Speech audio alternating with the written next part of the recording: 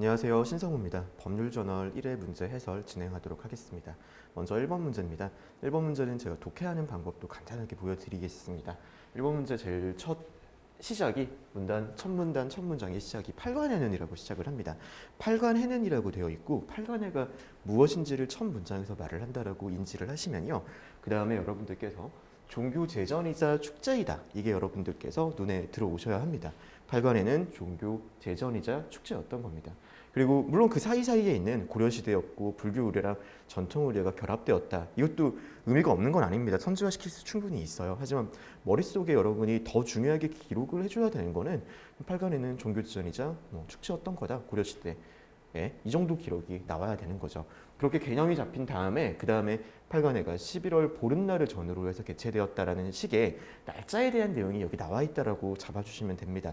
처음부터 11월 15일 보름날 이거를 다 기억을 하면서 읽는 거는 쉽지 않아요. 그리고 그 다음에 개최 날짜는 여기도 마찬가지입니다. 이거를 신경 쓰지 마시고요. 대체로 지켜졌다. 지금 꽉색 표시한 부분은 상대적으로 더 열심히 읽지 않아도 되는 부분이에요. 중요한 거는 개최 날짜가 대체로 지켜졌다. 이거를 보시면 되는 거고요. 그 다음에 그 날짜에 대해 가지고 개념과 개념의 관계를 연결했을 때 공휴일이었다를 생각하시면 되겠죠. 그리고 이거는 일부러 제가 출제에서 말 나올까봐 보름날이라고 했는데 보름 하루 전 해가지고 음력 14일 날을 붙인 겁니다. 그렇기 때문에 이런 거 더 크게 앞에 보름이 뭔지 인지하고 있으면 신경 쓰시 되지 신경 크게 안 쓰셔도 되는 거죠. 음력 14일 날 시작을 했고 소회일이라고 한다고 하고요. 당일은 대회일이라고 했다라고 되어 있네요. 자, 이 내용을 전부 다 읽는 게 아니라 팔관해가 무엇인지라 날짜에 대한 얘기가 나와 있고 그리고 그게 대체로 지켜졌고 공휴일이었고 날짜를 구분해서 뭐를 소회일, 뭐를 대회일로 했다. 이 정도만 여러분들 잡으시면 되는 겁니다. 두 번째 문단을 볼게요. 국왕이 팔관해에 참여한 게 나와 있어요. 그리고 소회일의 국왕이 어떻게 움직이는지가 나와 있습니다. 소회일의 국왕이 의례에 지금 순서가 나와 있는 거죠. 선인전을 출발하여 대간전으로 간다. 이걸 어떻게 다 기억을 합니까? 제가 글을 만들었을 때도 기억 못해요. 자상시, 우상시, 어사대보 저도 그냥 내용 보면서 찾아가지고 아는 거지. 이걸 어떻게 압니까? 그 시간부터 중요한 거는 소회일의 국왕이 어쨌든 절차를 거쳐가지고 이동을 하고 그 다음에 여기서 사건들이나 개념들, 축하의식을 받았다, 조화를 받았다 이런 식으로 생각을 해주시면 되는 겁니다. 그리고 또 이동해서 다른 곳에서 또 조화를 받았다 이렇게 생각해 주시면 되는 거죠. 그리고 축하 선물을 받는 절차가 있었고 이들과 함께 기회를 가무백희를 관람하고 그리고 그 밑에 다른 행사의 절차가 나와 있구나, 술잔을 돌리는 것 등이 나와 있구나라는 게 여러분들 기억해 주시면 되는 겁니다. 그리고 그 다음에 법왕사로 행차를 했다라는 거를 이 정도는 생각을 해 주셔야 되는데요. 법왕사로 행차해서 여기도 보면 법회를 열었다가 중요한 거예요. 고승들을 초빙했다. 이런 거 여러분들 다 기억을 하려고 그러니까 언어가 너무 힘들어지는 거거든요. 법회를 열었으면은 사실상 거기서 국운이 번성하고 민심이 평안하기를 당연히 기원을 했겠죠. 정상적인 글이려면 이런 식으로 글이 나올 수밖에 없어요. 그리고 법왕이라는 것이 무엇인지가 나오는데 이거를 처음 읽으면서 어떻게 기억을 하겠어요. 그냥 법왕이 무엇인지가 뒤에 이어진다라고 생각하시면 되고요.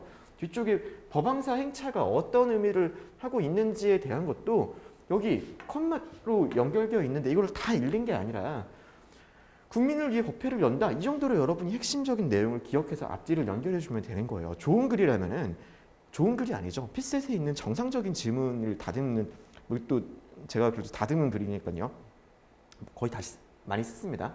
이렇게 글이 나오게 되어 있으면은 기본적인 흐름 자체가 플로우가 나왔을 때 정상적으로 글이 연결이 돼야 돼요. 여러분이 글을 믿고 문제를 풀어주셔야 됩니다. 적어도 기출은 그렇습니다. 저도 이 문제는 좀 공을 많이 들였고요. 적어도 옛날에 제가 했던 만큼 검토를 하려고 했었습니다. 자, 그러니까 검수하고 고치는 거랑 지문이랑 선지 다 고쳤거든요. 그 다음에 이제 여기서 사실 잘려줘야 돼요. 여기서 잘려가지고 이제는 대회일 이야기죠. 이 앞에는 소회일 이야기고 대회일이구나 라고 생각을 하셔가지고 대회일 때 어떤 절차가 있는지가 나와 있는 거예요. 마찬가지로 축하 선물과 축하원을 받았다고 되어 있고 조화의식도 하는데 이게 소회일과 다른 점이니까 앞에서 뭐가 다른지는 체크를 해줘야죠. 사신, 상인 들이 조화 의식에 참여한 게 다르다. 이때 체크를 해주시면 되는 거고요. 그리고 무역 거래가 이것도 이어지는 겁니다. 소외일가 달라졌고 상인과 사신들이 오니까 무역 거래가 이루어지기도 하였다가 부연문으로 붙을 수가 있는 거죠. 앞에 게 잡혀 있으면 사실 이거 같은 경우도 그렇게 중요한 문장이 아니에요. 더 중요한 문장과 덜 중요한 문장을 구분을 하셔야 됩니다. 그리고 마지막에 야간 통행 금지가 해제되기도 했고 야간 가무백희가 있었고 백성들이 그것을 보았다. 이렇게 여러분들 글을 보시면 됩니다. 자, 그리고 선지 확인에 들어가는 겁니다. 이렇게 글을 읽게 되면요. 선지를 봤을 때 이 글을 읽을 때도 완벽하게 정보 하나하나를 여러분들 대부분 분들이 그냥 다 기억을 하고 선지로 가려고 하거든요. 그렇게 글을 처리하면은 필셋 2분 30초의 문제 해결하기가 쉽지 않습니다. 더 중요한 거는 선지를 보고 지문에 어디로 올라갈 수 있을지를 알고 거기 올라가서 다시 정확하게 봐주시는 습관이 필요해요. 선지 1번 8관의 종료일은 음력 11월 17일이다. 어디로 가야죠? 천문단으로 가야 합니다. 천문단으로 가가지고요. 음력 14일이 소해일에 시작을 해서 사흘이라고 했잖아요. 사흘이면은 3일 뒤니까 종료일이 음력 11월 16일일 겁니다. 그래서 아니다 라고 판단하시면 됩니다. 선지 1번은 어떻게 만든 거냐? 사흘을 4일이라고 착각하시는 분이 있으면은 선지 1번에서 틀리게 하려고 선지를 구성을 했습니다. 선지 2번 국왕은 소해일에서 선인전에서 대관전으로 이동하면서 근시간에 조화를 받았다. 소해일이니까 두 번째 문단입니다. 조화 우리가 봤었죠. 근데 이동하는 걸 보면요. 선인전 출발해서 대관전으로 행차를 해서 거기서 대관전에서 축하의식을 받는다고 되어 있습니다. 이동하면서 아닙니다. 가무백희 공연이에요. 우리가 아까 전에 내용을 봤을 때 두 번째 문단에서 가무백희를 봤습니다. 가무백희 두 번째 문단에 나오는 거는 위쪽에 보게 되면요. 무무백관 그리고 봉표원 그러면은 국왕이랑 가무백희 봤다고 생각할 수도 있겠지만요. 아래쪽 문단에서는 마지막에 대회일 같은 경우에서는 어떻게 되어 있죠? 백성들이 구경할 수 있다고 되어 있습니다. 그래서 참석할 수 있는 거는 아니고요. 공연 참석은 아니게 되어 있습니다. 사실 아래쪽에 없어도 위에 있는 내용만 가지고 선지 3을 만드는 거는 선지 만들 때 부담이 많이 되고 답이라고 하기 힘듭니다. 선지 4번 봉표원들은 소해일 상인과 사신들은 대회일로 나눠서 의복루에서 축하 선물을 올렸다. 자, 그러면은 소해일에는 봉표일만 대회일은 상인 사신인지 봐야 됩니다. 이게 글이 제대로 읽혔다고 하면요. 마지막에 소해일과 다른 점, 그러니까 상인과 외국 사신들이 소해일과 다르게 대회일에 포함되어 있다는 걸 여러분이 인지를 하셔가지고 이거는 볼 수가 있을 거예요. 근데 그 앞에 봉표원들에 대한 이야기를 확인을 다시 해줘야죠. 봉표원들이 소해일만 갖는지에 대해 가지고요. 근데 대회일에 보면은 마찬가지로 봉표원들이라는 게 있다고 되어 있잖아요. 봉표원들이 여기 조화 부분에 여기 축하 선물 부분에 있습니다. 그래서 이거 역시 아닌 거고요. 선지 5번 소해일 당일 여기네요. 두 번째 문제는 봐야 됩니다. 두 곳 이상의 장소에서 선인전에서 출발한 후에 축하의식을 받은 후 축하의식 조합니다. 법왕사로 행차했다. 법왕사는 세 번째 문단 시작입니다. 그 전에 두 군데 봤는지 다시 한번 확인을 해주는 겁니다. 대관전에서 조화받았다고 되어 있고요. 그 다음에 또 뭐라고 나와 있냐고 하면요. 의복루로 행차를 해서 또 조화를 받았다고 합니다. 장소가 달라졌죠. 두 곳 이상의 장소에서 축하 의식을 받은 후 법왕사로 행차했습니다. 그래서 답은 5번이 됩니다. 이렇게 읽고 이렇게 문제 풀어주시면 됩니다. 네, 이제 문제 2번 해설해 드리겠습니다. 문제 2번부터 독해는 문제 1번 독해하는 거 여러분들 같은 방식으로 항상 독해를 해주셔야 합니다.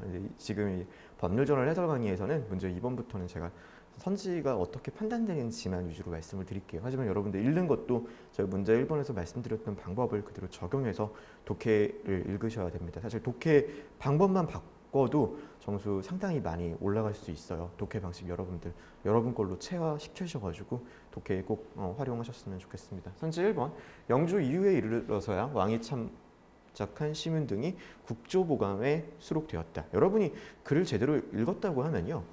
마지막 문단으로 내용 올라가서 확인을 해주셔야 됩니다. 왕이 창작한 시문 등이 국조보감이 일단 뭔지를 봐야 되는 거죠. 그리고 거기다가 또 이거는 영조 이후라고 되어 있습니다. 영조가 나와 있는 거는 마지막 문단 여기 이 부분밖에 없어요. 영조 때 이후부터는 이라고 되어 있는 거예요. 영조 때 이후부터는 이라는 거를 본 다음에 거기에 이제 국조보감에 왕이 창작한 시문 등이 포함되는지를 마지막 문단을 보고 확인을 해주는 겁니다. 당연히 그런 내용은 안 나와 있습니다. 알 수 없는 거예요. 그래서 여러분이 선지를 확인하고 위에 있는 정보를 확인할 때 주어, 그러니까 주체, 누가 무엇을 했는지를 정확하게 보셔야 됩니다. 여기서 영조 때 이후에 이르러서야 그 부분을 위해서 확인을 해주는 거. 그리고 국조보감이라는 것도 사실 하나의 키워드가 될 수 있죠. 양쪽으로 내용을 보셔가지고 올라가서 정확하게 확인해 주시면 됩니다. 선지 2번, 조선시대 왕이 경연에서 공부한 책과 토론의 내용에 대한 기록은 별도로 찾아볼 수 없다. 이거는 나와 있죠. 경연에 대한 거가 창작활동이 지금 아래쪽에 보면은 뭐 있다고 되어 있습니다. 당연히 이런 내용 같은 거 뭐 이거는 사실 선지 자체가 매력적이지 않은 선지입니다. 솔직히 말해가지고 그냥 그 PCS에서 선지는 사실관계와 다른 선지를 만들 수도 없어요. 그래서 선지 2번 같은 경우는 선지만 보더라도 좀 매력이 없다라고 생각하실 수는 있을 것 같아요. 선지 3번, 조선시대 왕의 창작물 중 일부는 송자대전에 수록되었다라고 되어 있습니다. 송자대전이라는 건 여러분들 여기 내용을 봤을 때 이런 거 찾는 거는 지금 여기서 만약에 제가 처음 본다고 하더라도 그냥 쓱쓱쓱쓱 읽으면서 송자대전을 찾는 거예요. 그럼 여기 이제 송자대전이라고 되어 있거든요. 여기서의 키워드는 송자대전을 찾은 다음에 국정에 도움이 될 수 있도록 중요한 겁니다. 왕의 창작물이 실록이 됐는지도 봐야 되지만 국정에 도움이 될 수 있도록 했는지를 봐야 되는데 그런 내용은 없어요. 안 나와 있는 내용입니다. 만약에 나와 있다고 하면은 여기 부분에 있어야죠. 송자대전이 무엇을 말하는지요. 없는 거죠. 그러니까 본 다음에 알 수 없다라고 파악을 하셔야 됩니다. 왕이 쓴 제문은 사적에서 전달한 비밀문서와 달리 어필에 해당한다. 자, 첫 문장을 보세요. 직접 쓴 글씨면 그냥 그걸로 어필입니다. 왕이 쓴 제문, 썼으니까 어필이겠죠. 사적인 전달에서 전달한 비밀문서라고 되어 있네요. 이게 어필이 아닌지에 대한 거를 확인을 해야 됩니다. 직접 쓴 글씨는 어필이라고 되어 있는데 비밀문서에서도 만약에 내용이 나와 있으면 어필이 되는 거죠. 비밀문서가 만약에 왕이 쓴 글이라고 하면은 이거 역시 어필일 거예요. 자, 그리고 비밀문서라는 게 내용이 나와 있는 거를 보면요. 여기는 좀 비밀 지령이라고 되어 있습니다. 작성해 준다라고 되어 있죠. 지문 자체에는요. 직접 작성해 줬다고 하면은 그거 역시 어필일 겁니다. 그러니까 비밀 문서와 달리 이 부분에서 틀린 겁니다. 선지 5번, 중앙과 지방의 관서에서 올린 보고서에 대해서 왕이 답변을 쓴 경우 어제이자 어필에 해당한다. 왕이 답변을 썼다고 되어 있으니까 직접 쓴 글씨니까 어필은 맞을 겁니다.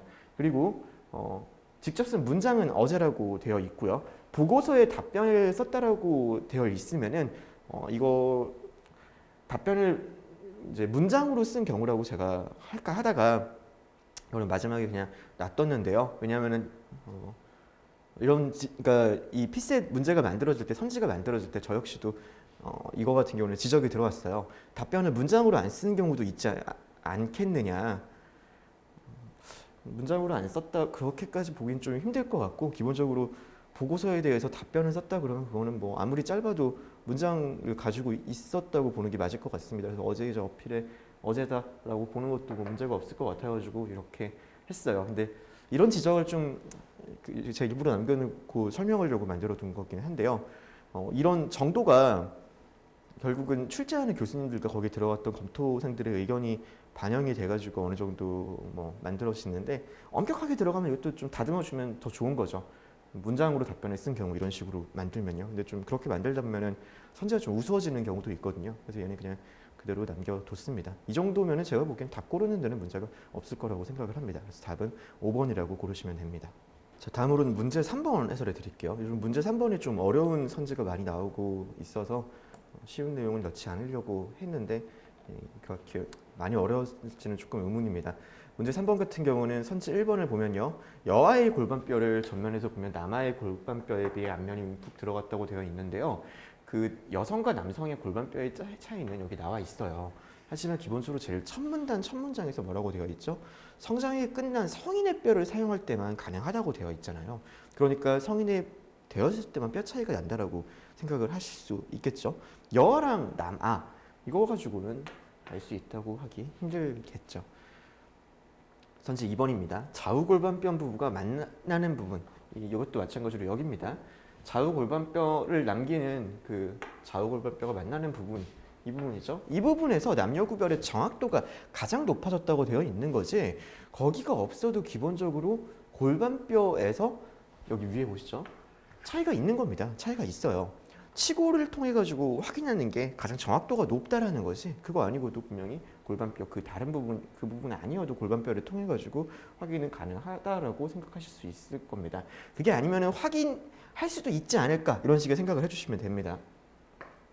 자, 대자골절은의 각도를 사용하면 육안으로 쉽게 성별을 판별하기 때문에 발구 현장에서 주로 쓰인다.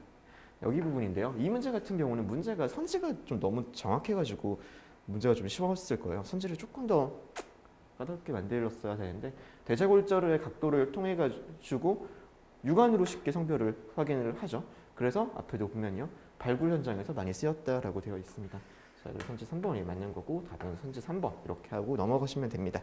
선지 4번과 선지 5번도 한번 확인을 해보겠습니다. 두개골보다 골발뼈를 이용한 성별 분석이 더 정확하다고 여겨지기 생각했다.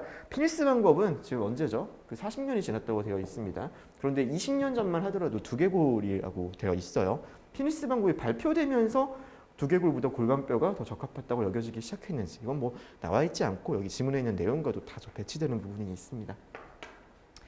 선지 5번, 치고를 전면에서 보았을 때 아래쪽에 날카롭고, 이거는 여성일 확률 높은 거에서 여기 부분에서 확인을 하셔야 돼요. 그럼 맞는 말입니다. 문제는 두개골의 눈 한쪽 뼈 가장자리 부분이 뭉툭하면, 이쪽에도 나와 있는데 여기서 보시면은 이거는 알 수 나와 있지 않죠. 오히려 이거는 남성에 대한 이야기를 하고 있는 겁니다. 그래서 답은 3번이 됩니다. 사실 선지가 좀 너무 3번이 쉬워가지고 아래쪽 선지 4번, 선지 5번의 선지를 보기 전에 이건 답을 선지 3번 고르고 그냥 넘어가셨어야 하는 문제입니다. 그렇게 푸시면은 어렵지 않고 시간도 좀 세이브하면서 문제 푸실 수 있었을 거라 생각합니다. 네, 문제 4번도 한번 풀어보겠습니다. 이 문제 4번도 정말 많이 고치고 지문을 좀 많이 수정을 진짜 많이 했었는데, 그 여기 있는 글은 그래도 제가 옛날에도 실제로 들어가서 수정을 했었고, 나름대로 어느 정도 수정 퀄리티를 제가 담보를 좀 해드리고 싶어가지고 많이 좀 고생을 했어요. 그러니까 참고하셔도 나쁘지는 않을 거라고 생각을 합니다. 어떤 거를 사실 고치고 이렇게 되냐면요, 내용 자체가 좀 읽었을 때 말이 되게도 고치게 하는 건데, 다른 식으로 선지가 해석될 수 있는 가능성을 좀 다 차단하려고 하는 노력을 문제를 만들 때 기울여야 돼요. 예를 들어서 뭐 시칠리아가 하나의 속주, 이런 하나의 속주라는 표현도 이게 선지 4번 때문에 그랬는데요. 선지 4번을 답으로 만들려고 하는 과정에서 시칠리아가 하나의 속주가 아닐 수도 있지 않을까라는 식의 이런 가능한 이의제기들을 전부 다 좀 차단을 하고 완벽한 답을 좀 만들기 위해 가지고 지문을 다 좀 그렇게 만들고 고쳐야 돼요. 근데 그런 식으로 좀 작업을 했으니까요, 여러분들이 선지 판단이나 지문 읽는 거로 활용할 수 있을 거라고 저는 생각을 합니다. 선지 1번 같은 경우부터 확인하겠습니다. 동맹도시와 식민시는 모두 징집령에 응해야 하는 의무를 가지고 있었다. 이 부분 확인하셔야죠. 이 부분 하시게 되면요, 동맹도시조차도 두 개가 되어 있고, 후자의 동맹도시는 징집령을 받았을 때 응해야 되지만 앞에는 그런 말은 나와 있지 않습니다. 식민시에 대해서는 또 그런 이야기 안 나와 있고요. 알 수 있는이라고 했는데 나와 있는 정보가 아닙니다. 자, 선지 1번 아니고요. 선지 2번, 로마가 포에닌 전쟁을 통해 정복한 지역인 식민시는 로마적 도시 모델을 모방한 자치도시였다. 자, 일단 식민시에 대한 이야기는 여기 있는데, 여러분들 글을 읽을 때 제대로 읽었다고 하면요, 포에닌 전쟁 이전과 포에닌 전쟁 이후가 보이셔야 돼요. 식민시에 대한 이야기는 기본적으로 포에닌 전쟁 이전에 있는 거거든요. 포에닌 전쟁을 통해 가지고 정복한 지역이라고 여러분들 볼 수 없겠죠. 그런 내용 안 나와 있습니다. 아우구스투스 황제, 글을 제대로 읽으셨으면 마지막으로 가셔야죠. 그래서 속주의 총독을 직접 임명하고 권한을 일임하여 속주의 자치권을 강화하려고 했다라고 되어 있는데요. 속주의 자치권을 강화하려고 했던 말도 안 나와 있고, 권한을 일임했는지에 대한 내용도 나와 있지 않습니다. 선지 4번, 시칠리아 속주, 그게 여기죠. 시칠리아 속주고요. 거기에 상설법정이 만들어졌다. 마지막 여기 마찬가지로 여기 보시면서 속주 착취 가능성과 상설법정에 대한 거는 여러분들 머릿속에 정보로 남아 있어야 돼요. 그래서 상설법정을 만든 거고요. 그 다음에 총독이 속주법에 따라 통치하는지에 대한 여부를 견제할 수 있는 장치를 만들었다고 해요. 상설법정을 만들었고요. 그리고 여기서는 속주법에 어긋나는 칙령 남용을 견제했을 것이다라고 되어 있네요. 여기 지문을 보면은 속주법의 범위 내에서 칙령을 통해 다스릴 수 있다고 되어 있어요. 근데 그게 여기 보면은 뭐 절대적 권력이 속주법의 테두리 내에서 절대적인 권력이었고, 속주 착취 가능성이 있다라고 했죠. 그래서 속주법에 따라 통치하는지를 여부를 견제한다고 되어 있습니다. 그래서 속주법에 어긋나는 칙령이 혹시 됐는지 견제를 했을 것이다. 이거는 타당하다고 볼 수 있습니다. 답은 선지 4번이 됩니다. 선지 5번 로마와 혈통적으로 가까운 민족과 에트루리아 동맹 도시들은 모두 로만 시민권이었기에 투표권을 행사할 수 있었다. 동맹 도시들 위로 확인을 해보시면요. 몇몇 에트루리아 도시들에게 뭐라고 되어 있죠? 투표권이 없는 로마 시민권을 부여했다고 되어 있습니다. 모두 아닙니다. 네, 이렇게 문제 4번 풀어주시면 됩니다. 네, 이어서 문제 5번 더 풀어드리도록 하겠습니다. 선지 1번부터 볼게요. 개혁주의가 인도네시아로 전파됨에 따라 관련 서적이 유입되기 시작했다. 인도네시아에 개혁주의 들어가는 것은 이제 두 번째 문단부터 시작이죠. 뭐라고 되어 있죠? 관련 출판물이 유입된 후 개혁주의의 영향력이 확대되었다라고 되었습니다. 인도네시아로 전파됨에 따라 관련 서적이 유입되기 시작했다. 이걸 알 수 있는 거 아닙니다. 관계가 바뀌어 있어요. 관계도 바뀌어 있을 뿐더러 선지로 내기에는 사실 표현이 조금 더 명확하게 해야 됩니다. 알 수 없는 내용이에요. 그렇지 않을 수도 있지 않을까라는 기류법적 사고 이럴 때 생각해 주시면 되는 거예요. 선지 2번 자바섬 중앙부에서 열린 종교 지도자 모임을 계기로 그곳에서 NU가 설립되었다. 이쪽이죠. 이쪽이 자바섬 중앙부에서 열린 종교 지도자 회의가 이쪽 부분에 NU라고 해가지고 하단 그러니까 후반 부분에 있었던 거 여러분들 기억을 해주셔야 됩니다. 여기죠. 이쪽 부분. 그런데 자바섬 중앙부에서 열린 종교 지도자 모임이 있었는지를 보면은 그런 내용 안 나와 있어요. 자바 종교 지도자라고 되어 있습니다. 이쪽에 앞에 보시면 자바섬 중앙부 같은 경우는 그 지금 무함마디아랑 관련되어 있는 거죠. 이거를 섞어가지고 그냥 글을 정확하게 확인을 안 하시고 그냥 글을 쭉 읽고 내려갔을 때 헷갈리게 하려고 만든 선지입니다. 그렇게 보시면은 중앙부 아니라는 걸 알 수 있어요. 선지 3번 인도네시아는 다흐란의 개혁주의를 받아들여 그가 근대단체를 설립하는 걸 지원했다. 다흐란 나와 있는 부분 여기로 가셔야 됩니다. 인도네시아가 그랬는지를 보면요. 그러지 않을 수도 있지 않았을까라는 생각을 가지고 보면은 그런 내용 뭐 없어요. 막혀있는 내용이요. 다시 말해가지고 내용이 없는 거예요. 안 나와 있는 내용입니다. 그러니까 알 수 없는 거죠. 그렇지 않을 수도 있는 겁니다. 지금 나와 있는 지문 가지고는요.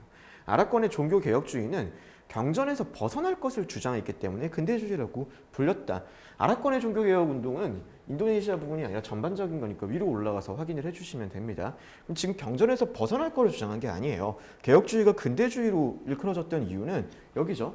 교리 해석을 합리적 해석을 통해 가지고 서구 문명과 과학 발전이 양립하다는 입장을 지지했기 때문에 근대주의라고 일컬어졌다고 되어 있는 거죠. 아닙니다. 선지 5번 무함마디아의 학생들 마지막 문단 봐야죠. 서구식 교육을 받았는지 지금 위에 보시면 서구식 학교고 그런 교육을 받았다는 내용이 있습니다. 그리고 끼아이의 권위에 의존한 경전 해석에 반대하는 입장을 학습했다. 여기 명확하게 나와 있죠. 서구식 교육 나와 있고요. 끼아이들이 학습한 해석이 아니라 경전 중심적 종교 해석을 한다고 나와 있습니다. 자, 그래서 답은 5번입니다. 고르기 어렵지 않았을 거라고 생각합니다. 자, 문제 6번 한번 풀어보겠습니다. 문제 6번은 약간 과학지문 틱하게 내용을 여러분들이 파악을 하게 좀 관계성을 보도록 만들까 했는데 그렇게 문제가 까다롭게 만들어지진 않아가지고 좀 평이한 문제가 되긴 했습니다. 일단 제일 처음에 최초의 전자레인지는 미국의 한 연구원에 의해서 군사용으로 만들어졌다. 첫 문단에서 확인해야 되겠죠? 군사용이라는 내용 알 수 없습니다. 안 나와 있어요. 마그네트론에 대한 이야기는 이쪽에서 확인을 하시면 되고요. 또 숫자는 또 명확하게 볼 수가 있어요. 마그네트론에다가 그 고전압을 흘리게 되면은 마그네트론이 이크로파를 만드는 겁니다. 마그네트론이 고전압으로 바꾸는 게 아니에요. 바꾸어 생산하는 게 아닙니다. 둘 다 아닙니다. 전자레인지에 금속 용기를 사용하면 전자기파의 간섭으로 인해 용기에 담긴 음식물을 데울 수 있다. 자, 마지막 내용을 보면요. 용기에 담긴 음식물이 전자기파의 간섭으로 인해서 데울 수 없는 게 아니라 뭐라고 되어 있죠? 금속을 통과하지 못함으로라고 되어 있습니다. 금속을 통과하지 못하기 때문에 그런 거예요.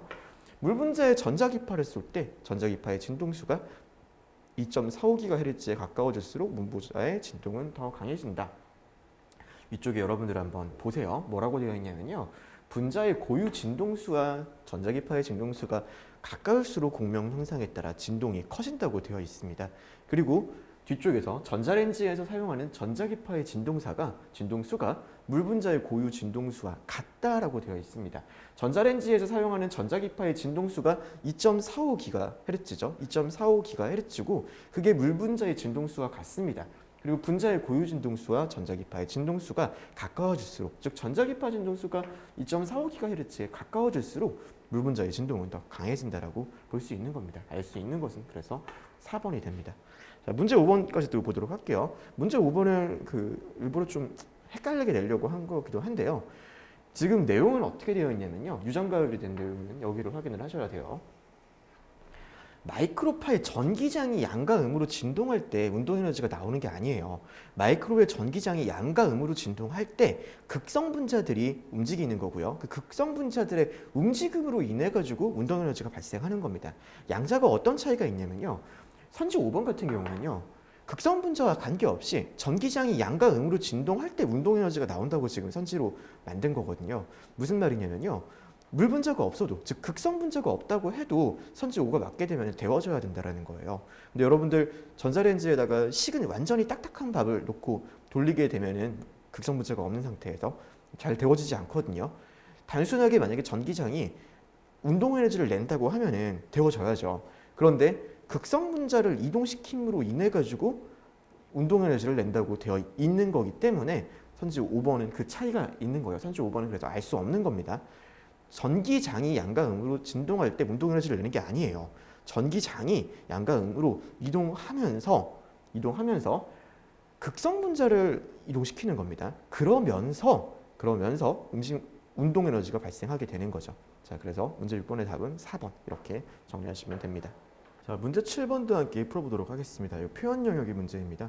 동그라미 기역이랑 동그라미 니은 부분을 가지고 여러분들께서 문제를 확인하시면 되고 그 기역과 니은 부분을 먼저 읽고 앞뒤를 확인해 주시면 됩니다. 자, 동그라미 기역으로 가보겠습니다. 그 앞에 보면 뭐라고 나와 있죠? 지금요. 그 대상이 본래 가지고 있는 특질에 의해서 영향을 받을 수 있지만 후자의 방법에서는 원칙적으로라고 되어 있습니다. 앞에 그 대상이 여기부터 읽어야죠. 관찰 방법이 시작하고 관찰 방법 같은 경우는 본래 가지고 있는 특질에 의해서 영향을 받을 수 있지만 다른 방법에서는 이게 특질에 의해서 영향을 받지 않는다. 이렇게 나와야지 내용이 맞는 거잖아요. 근데 여기서 한번 보겠습니다. 기억. 이러한 가능성이 배제된다. 가능하네요. 내용이. 적어도 앞에 내용과 호응을 합니다. 1, 2, 3 같은 거죠. 선지 4번에 보면요. 실험 조건을 무작위적으로 배제함으로써 내생적 특질에 영향을 주려 한다. 후자의 방법에서는 지금 앞에 같은 경우는 뭐죠? 내생적 특질에 영향을 받을 수 있지만이에요. 근데 뒤쪽에서는 내생적 특질에 오히려 거꾸로 영향을 주려고 한다. 뭔가 그래도 말이 되는 것 같지? 당연히 말이 되게 해놨겠죠. 제가 말이 되게 약간 그래도 헷갈리게 했지만요. 기본적으로 사실 저는 이 내용을 보면서도 특질에 의해서 관찰 대상의 특질에 의해서 그러니까 실험 조건에 배정될지가가 특질에 의해서 영향을 받지만 후자는 특질에 의해서 영향을 받지 않는다라고 여기 문장만 가지고도 결정할 수 있다고 생각을 합니다. 사실 선지 이 문장 하나만 딱 놓고 보더라도요. 선지 4번과 선지 5번의 기억은 이것만으로 말이 안 된다고 생각을 하고 문제를 검토를 하고 만들었어요. 물론 뒤쪽을 보면 더 확실하게 넣어놓긴 했어요. 예를 들면 이유 가지고 나오는데 이 부분도 여러분들 예를 들어 다 읽을 필요가 없죠. 관찰 방법의 예가 아니라 후자의 방법에 대한 예만 찾으면 되는 거예요. 어디가 그럴까요? 관찰 방법 말고 여기 부분이잖아요. 무작위 배정을 통해 가지고 비교 집단과 통제 집단을 구분을 하고 비교를 한다고 되어 있어요. 무작위 배정으로 비교 집단과 통제 집단을 구분했다고 되어 있네요. 그러면 그거를 통해 가지고 이 앞에 있는 내용과 뭐가 다르려고 보게 되면은 역시 내생적 특질에 영향을 미치려고 했다라는 선지 4번과 선지 5번은 예시에서도 확인할 수 없다라는 걸 여러분이 볼 수 있습니다. 그래서 1, 2, 3만 남는 거예요. 제가 여러분들께 바라는 거는 이런 문제 풀 때 문장을 굳이 정보를 덜 넣는다고 여러분의 판단이 더 나아지진 않거든요. 이게 또 사실 학원 모강의 한계이기도 한데 기출 같은 경우는 정말 꼼꼼하게 만들기 때문에 짧은 내용만 가지고도 여러분이 그 추론을 엄밀하고 정확하게 하면은 답을 정확하게 고를 수가 있어요. 또 저는 여기 앞에 있는 내용만 가지고 1, 2, 3에서 여러분이 판단할 수 있다고 생각을 하고 있습니다. 지금도요. 근데 뭐 필요하면 아래쪽 읽어야 되겠지만요. 글을 다 읽는다고 해가지고 여러분의 판단의 정확성이 높아지는 게 아니에요. 이런 문제 같은 거 만들 때도 제가 이거 다 검토하고 만들고 하면서도 일단 PCS는 기본적으로 그 글자 수를 만들어야 되거든요. 그래서 더미 문장을 많이 넣게 돼요. 더미 문장 만드는 것도 다루는 것도 힘들긴 힘든데 읽지 않아도 되는 거예요. 니은도 한번 봐봐요. 물론 제가 할 때는 균형 검사도 뭐 글을 읽고 어디다가 그 빈칸을 뚫어가지고 문제를 만들지도 고민을 하게 되지만요.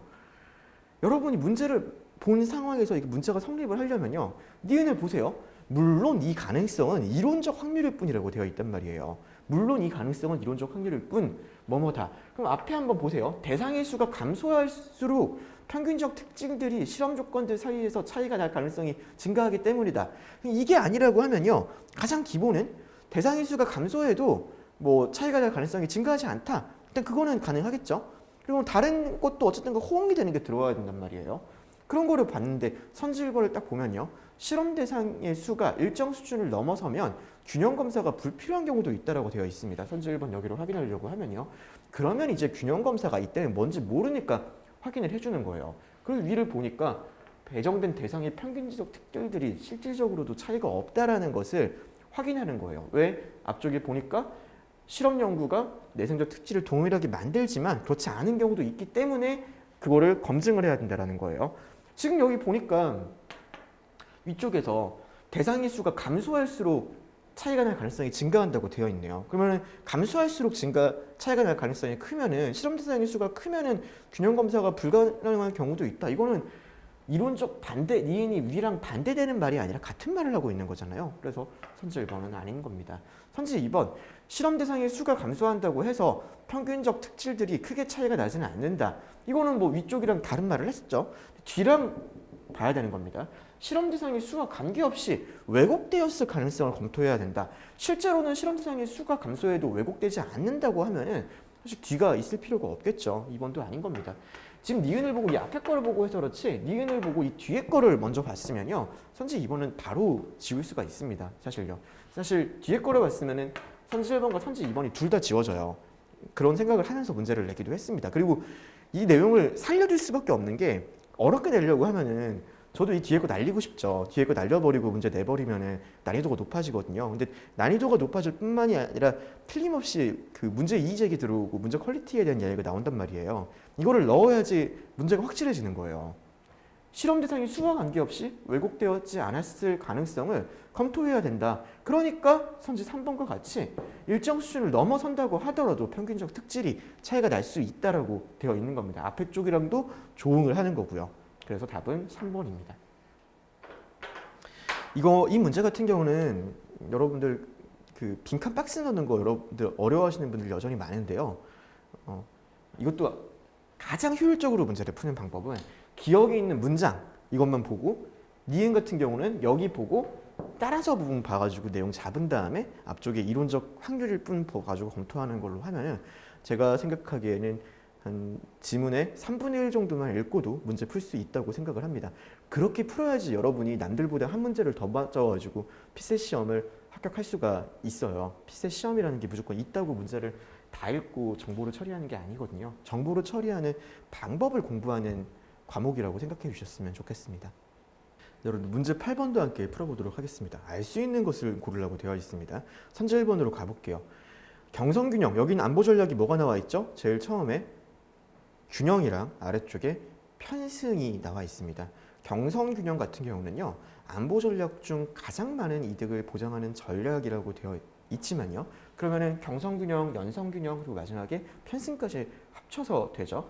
편승에 명확하게 써놨죠. 균형보다 더 많은 이익을 가져온다라고 되어 있습니다. 그래서 알 수 없는 겁니다. 글을 읽을 때는 여러분들 원래 제가 1번에서 말을 했던 독해 방식이 다 적용이 돼야 되는 겁니다. 지금은 선지 확인만 해드리는 거예요. 선지 2번, 견성균형과 연성균형은 모두 편승보다 제로성 게임의 성격을 가진다라고 되어 있네요. 편승보다 경성균형, 연성균이 제로성인지를 확인을 해야 되는데요. 연성균형은 뭐라고 되어 있죠? 비제로성 게임에 가깝다라고 되어 있습니다. 편승보다 연성균형이 더 제로성 게임의 성격을 가지는지 안 나와 있어요. 오히려 저렇게 명시적으로 나가지고 넣어서 판단의 근거를 만들어 놨습니다. 선지 3번. 편승 전략은 미래에 보다 우세할 것 같은 강대국과 동맹을 결성하는 형태로 이루어진다. 한번 보시는 거예요. 뭐라고 되어 있죠? 제휴를 선택하는 것이라고 되어 있습니다. 편승 전략 같은 경우는 제휴를 선택하는 거예요. 위쪽에는 동맹을 이야기를 했고요. 네, 이거는 아닌 거죠. 분명히 구분을 해놨습니다. 동맹이라는 것과 여기도 동맹 아닌 내용도 또 써놨었고요. 제휴라고 나와 있는 거. 네. 선지 4번. 균형과 편승은 동시에 활용될 수 있으나 자 여기 근거를 만들어놨죠. 편승은 균형과 동시에 활용될 수 있다라고 했어요. 그리고 왈츠에 대한 이야기 뭐라고 했죠? 권력이나 안보를 극대화하기 위해서는 균형이 더 낫다라고 되어 있습니다. 균형이 더 취하는 것이 낫다. 이거를 이익이라고 패러플레이징 한 거예요. 현재 4번입니다. 사실 이런 그 패러플레이징이 좀 쉽지 않아요. 근데 패러플레이징의 기준은 사전입니다. 저도 이거 할 때 대부분의 경우는 사전을 찾아가지고 패러플레이징을 확인을 했었고, 뭐 이익이라고 써도 이익의 정의를 확인을 했을 때 무엇이 더 낫다고 하는 것, 권력이나 안보를 극대화하는 것, 그리고 그게 지금 균형이 더 낫다라고 하면 이건 이익이라고 해도 문제가 없겠구나라는 판단 하에서 패러플레이징을 한 겁니다. 이 정도는 충분히 패러플레이징 될 수 있을 거라고 생각합니다. 선지 5번, 연성균형은 비군사적 전략으로서 직접적 대립은 회피할 수 있지만 경성균형보다 비용이 많이 소요될 수 있다. 연성균형은 직접적 대립은 회피할 수 있지만 경성균형보다 비용이 많이 소모될 수 있는지를 보게 되면요. 지금 이쪽에 나와 있는 거예요. 연성균형 여기 나와 있죠. 연성균형 같은 경우에 나와 있을 때 뭐 비군사적 전략 가능합니다. 근데 비군사적 전략으로 자체도 사실 제가 이걸 만들 때 연성균형이 이쪽부터 나와 있거든요. 여기죠. 연성균형 나와 있는데 여기 보면은 군사적, 비군사적 수단을 포함하고 있다라고만 나와 있지 이게 비군사적 전략이므로 이것만으로도 사실 오답을 만들 생각을 했었거든요. 근데 이제 조금 더 확실하게 하기 위해 가지고 내용에 있어서 비용을 한 겁니다. 비용을 해서 경성균형보다 비용이 더 많이 소모될 수 있다. 그쪽 부분 아마 여기 제가 안 넣었던 걸로 알고 있어요. 네, 없을 겁니다. 그리고 오히려 이거는 비용을 증대시킬 수 있다가 상대국의 비용을 증대시킬 수 있다로 만들어 놓은 거거든요. 이거 가지고 이렇게 잘못해가지고 좀 보시게 하려고 선지가 구성이 되어 있습니다. 정답은 4번입니다. 자, 문제 9번. 추론할 수 있는 것만을 고르라고 되어 있는 문제예요. 자, 기억, 니은, 디귿 확인을 하겠습니다. 혈흔이 묻지 않은 금소의 루미롤 시약을 떨어뜨리면 푸른 형광색 관찰할 수 있다. 위에 뭐라고 되어 있죠? 산화제 혹은 금속과 반응하여 푸른 형광색 만들어진다고 되어 있습니다. 금속과 만나도 푸른 형광색 관찰할 수 있을 겁니다. 루미놀의 과붕산 나트륨 혼합, 이쪽이죠? 과붕산 나트륨 혼합이 되어 있는데 수산화 칼륨을 혼합하는 경우는 이 아래쪽입니다. 보시면은 시약 수명에 대한 내용은 없어요. 그래서 추론할 수 없는 겁니다. 안 나와 있으면 추론할 수 없죠. 이런 거를 꼼꼼하게 확인할 필요가 있어요. 혈흔을 3만 배 희석할 경우 블루스타를 통해서는 검출할 수 있지만 1951년 고안된 방법으로는 검출할 수 없다. 지금 여기 이제 3만 배 이상으로 희석해도 루미놀 시약을 통해서 검출할 수 있다라고 되어 있는 거예요. 1951년에 고안된 방법으로 검출될 수 없는지 있는지는 나와 있지 않습니다. 여기서는 검출될 수도 있겠죠. 검출될 수 없다라는 내용 안 나와 있는 거예요. 블루스타를 통해서는 검출될 수 있다라는 내용은 그것도 뭐 알 수 없는 거죠. 근데 검출할 수 있다고 생각할 수는 있겠죠. 근데 이건 일단 기본적으로 안 나와 있어요. 기본적으로 안 나와 있습니다. 기본적으로 안 나와 있기 때문에 답은 1번. 어렵지 않게 고를 수 있는 쉬운 문제였습니다. 자, 문제 10번 해설해 드리도록 할게요. 문제 10번 같은 경우 한 해에 한 문제는 꼭 나옵니다. 타당성 검토 문제고요. 이 문제 여러분들 어렵지 않게 푸셔야지 언어 논리 공부가 제대로 된 겁니다. 자, 선제 1번부터 보겠습니다. 디귿이 참일 때 미음이 반드시 참이다. 이런 거 나올 때 제가 뭐라 그랬냐면요. 디귿이 미음을 함축하고 있어야지만 이렇게 하나로부터 다른 정보가 만들어질 수가 있는 거예요. 정보 하나로부터 다른 정보가 만들어질 때는 얘가 참일 때 뒤가 반드시 참, 디귿이 미음을 함축해야 되고요. 이런 경우입니다. 신성호 강의를 복습한다 이렇게 말을 하려면요. 신성호 강의가 들었다는 것도 당연히 참이 되겠죠. 복습이 참이면은 강의를 들었다는 건 전제가 되어 있으니까요. 그런 경우에만 선제 1번이 가능한 겁니다. 디귿을 보면 디귿이 뭐죠? 어떤 물질에 대한 것이라면 수동적이다. 그리고 미음은 뭐죠? 미음은 여기 지금 보게 되면은 물질에 대한 지각 중에는 단순히 수동적이라고 보기 어려운 것도 있다. 지금 디귿을 가지고 물질에 대한 것이면 수동적이다라고 되어 있는 이 조건원을 가지고 단순한 하나의 조건원 가지고 어떤 지금 현상이 어떤 값이다라는 걸 말을 할 수가 없는 겁니다. 조건값만 있는 상황에서는요. 그래서 선제 1번은 이렇게 그냥 구조만 보고 이건 기호화시킬 필요조차 없어요. 기본적인 그 논리 구조를 알게 되면 그냥 머릿속에서 다 쉽게 풀립니다. 선지 2번 리을과 미음이 참면 비읍이 반드시 참이다. 지금 비읍을 볼게요. 현실 세계에서 벗어난 물질에 대한 지각이 존재한다고 되어 있습니다. 리을 같은 경우는 수동적이라면 자연의 필연성에 의해 제한돼서 현실 세계를 벗어날 수 없다라고 되어 있습니다. 지각이 수동적이라면이죠. 지각이 수동적이라면 자연의 필연성에 제한돼서 현실 세계를 벗어날 수 없어요. 근데 미음 같은 경우는 물질에 대한 지각 중에는 단순히 수동적이라고 보기 어려운 것도 볼 수 있다. 지금 리을 미음을 가지고는 이거 뭐 굳이 보여드리면요. 리을이 조건어리죠. 수동적이게 되면은 지각이 수동적이게 되는 거죠. 앞이랑 연결을 하면요. 수동적이면은 이제 현실 세계를 벗어날 수 없다는 겁니다. 현실 세계를 벗어날 수 없다. 이렇게 돼 있는 거예요. 그리고 미음 같은 경우는 물질에 대한 지각 중에는 수동적이라고 보기 어려운 것들도 있다고 되어 있습니다. 지금 미음은 여기에 결합이 되려면 정보 도출의 원리에 따르면 전건 긍정에 해당하는 게 미음이 들어가가지고 그게 이제 후건 긍정으로 전건 긍정에 해당하는 게 들어가서 후건 긍정으로 가던가 후건 부정값이 들어가가지고 전건 부정으로 이어지는 그 두 가지의 정보 도출이 가장 기본이라고 제가 항상 말씀을 드리거든요. 지금 여기서는 지각이 수동적에다가 리을인데 미음은 수동적이지 않은 것도 있다. 전건 부정에 대한 정보를 하고 있어요. 두 개는 결합될 수가 없어요. 이 두 개가 결합됐을 때 논리적으로 뭐라고 말을 하냐면 전건 긍정이 오르다고 말을 하는 거잖아요. 정말 제가 굳이 이것도 여러분들 보여드리려고 쓴 거지. 익숙해지시면 리을 보고 전건이 수동적이 라면인데 미음은 전건을 긍정하는 게 아니라 전건에 대한 부정값으로 지금 말을 하고 있으니까 리을과 미음은 결합 자체가 될 수 없겠구나라고 생각을 해주시면 되는 겁니다. 현재 이건 아니에요. 선지 3번 기역과 니은이 참면 비읍이 반드시 거짓이다. 기역과 니은을 한번 보겠습니다. 지각이 어떤 물질에 대한 거라면 물질성을 가지고 있다. 물질성을 가지고 있다면 현실 세계를 벗어날 수 없다. 지금 조건은 두 개가 있는 겁니다. 조건은 두 개가 있어서 두 개가 합쳐져서 조건 3단 문법으로 P이면 Q, Q이면 R일 때 그럼 P이면 R이 되는 거죠. 지각이 어떤 물질에 관한 거라면 물질성을 가지고 있고 그럼 지각이 어떤 물질에 관한 거라면 현실 세계를 벗어날 수 없다라는 겁니다.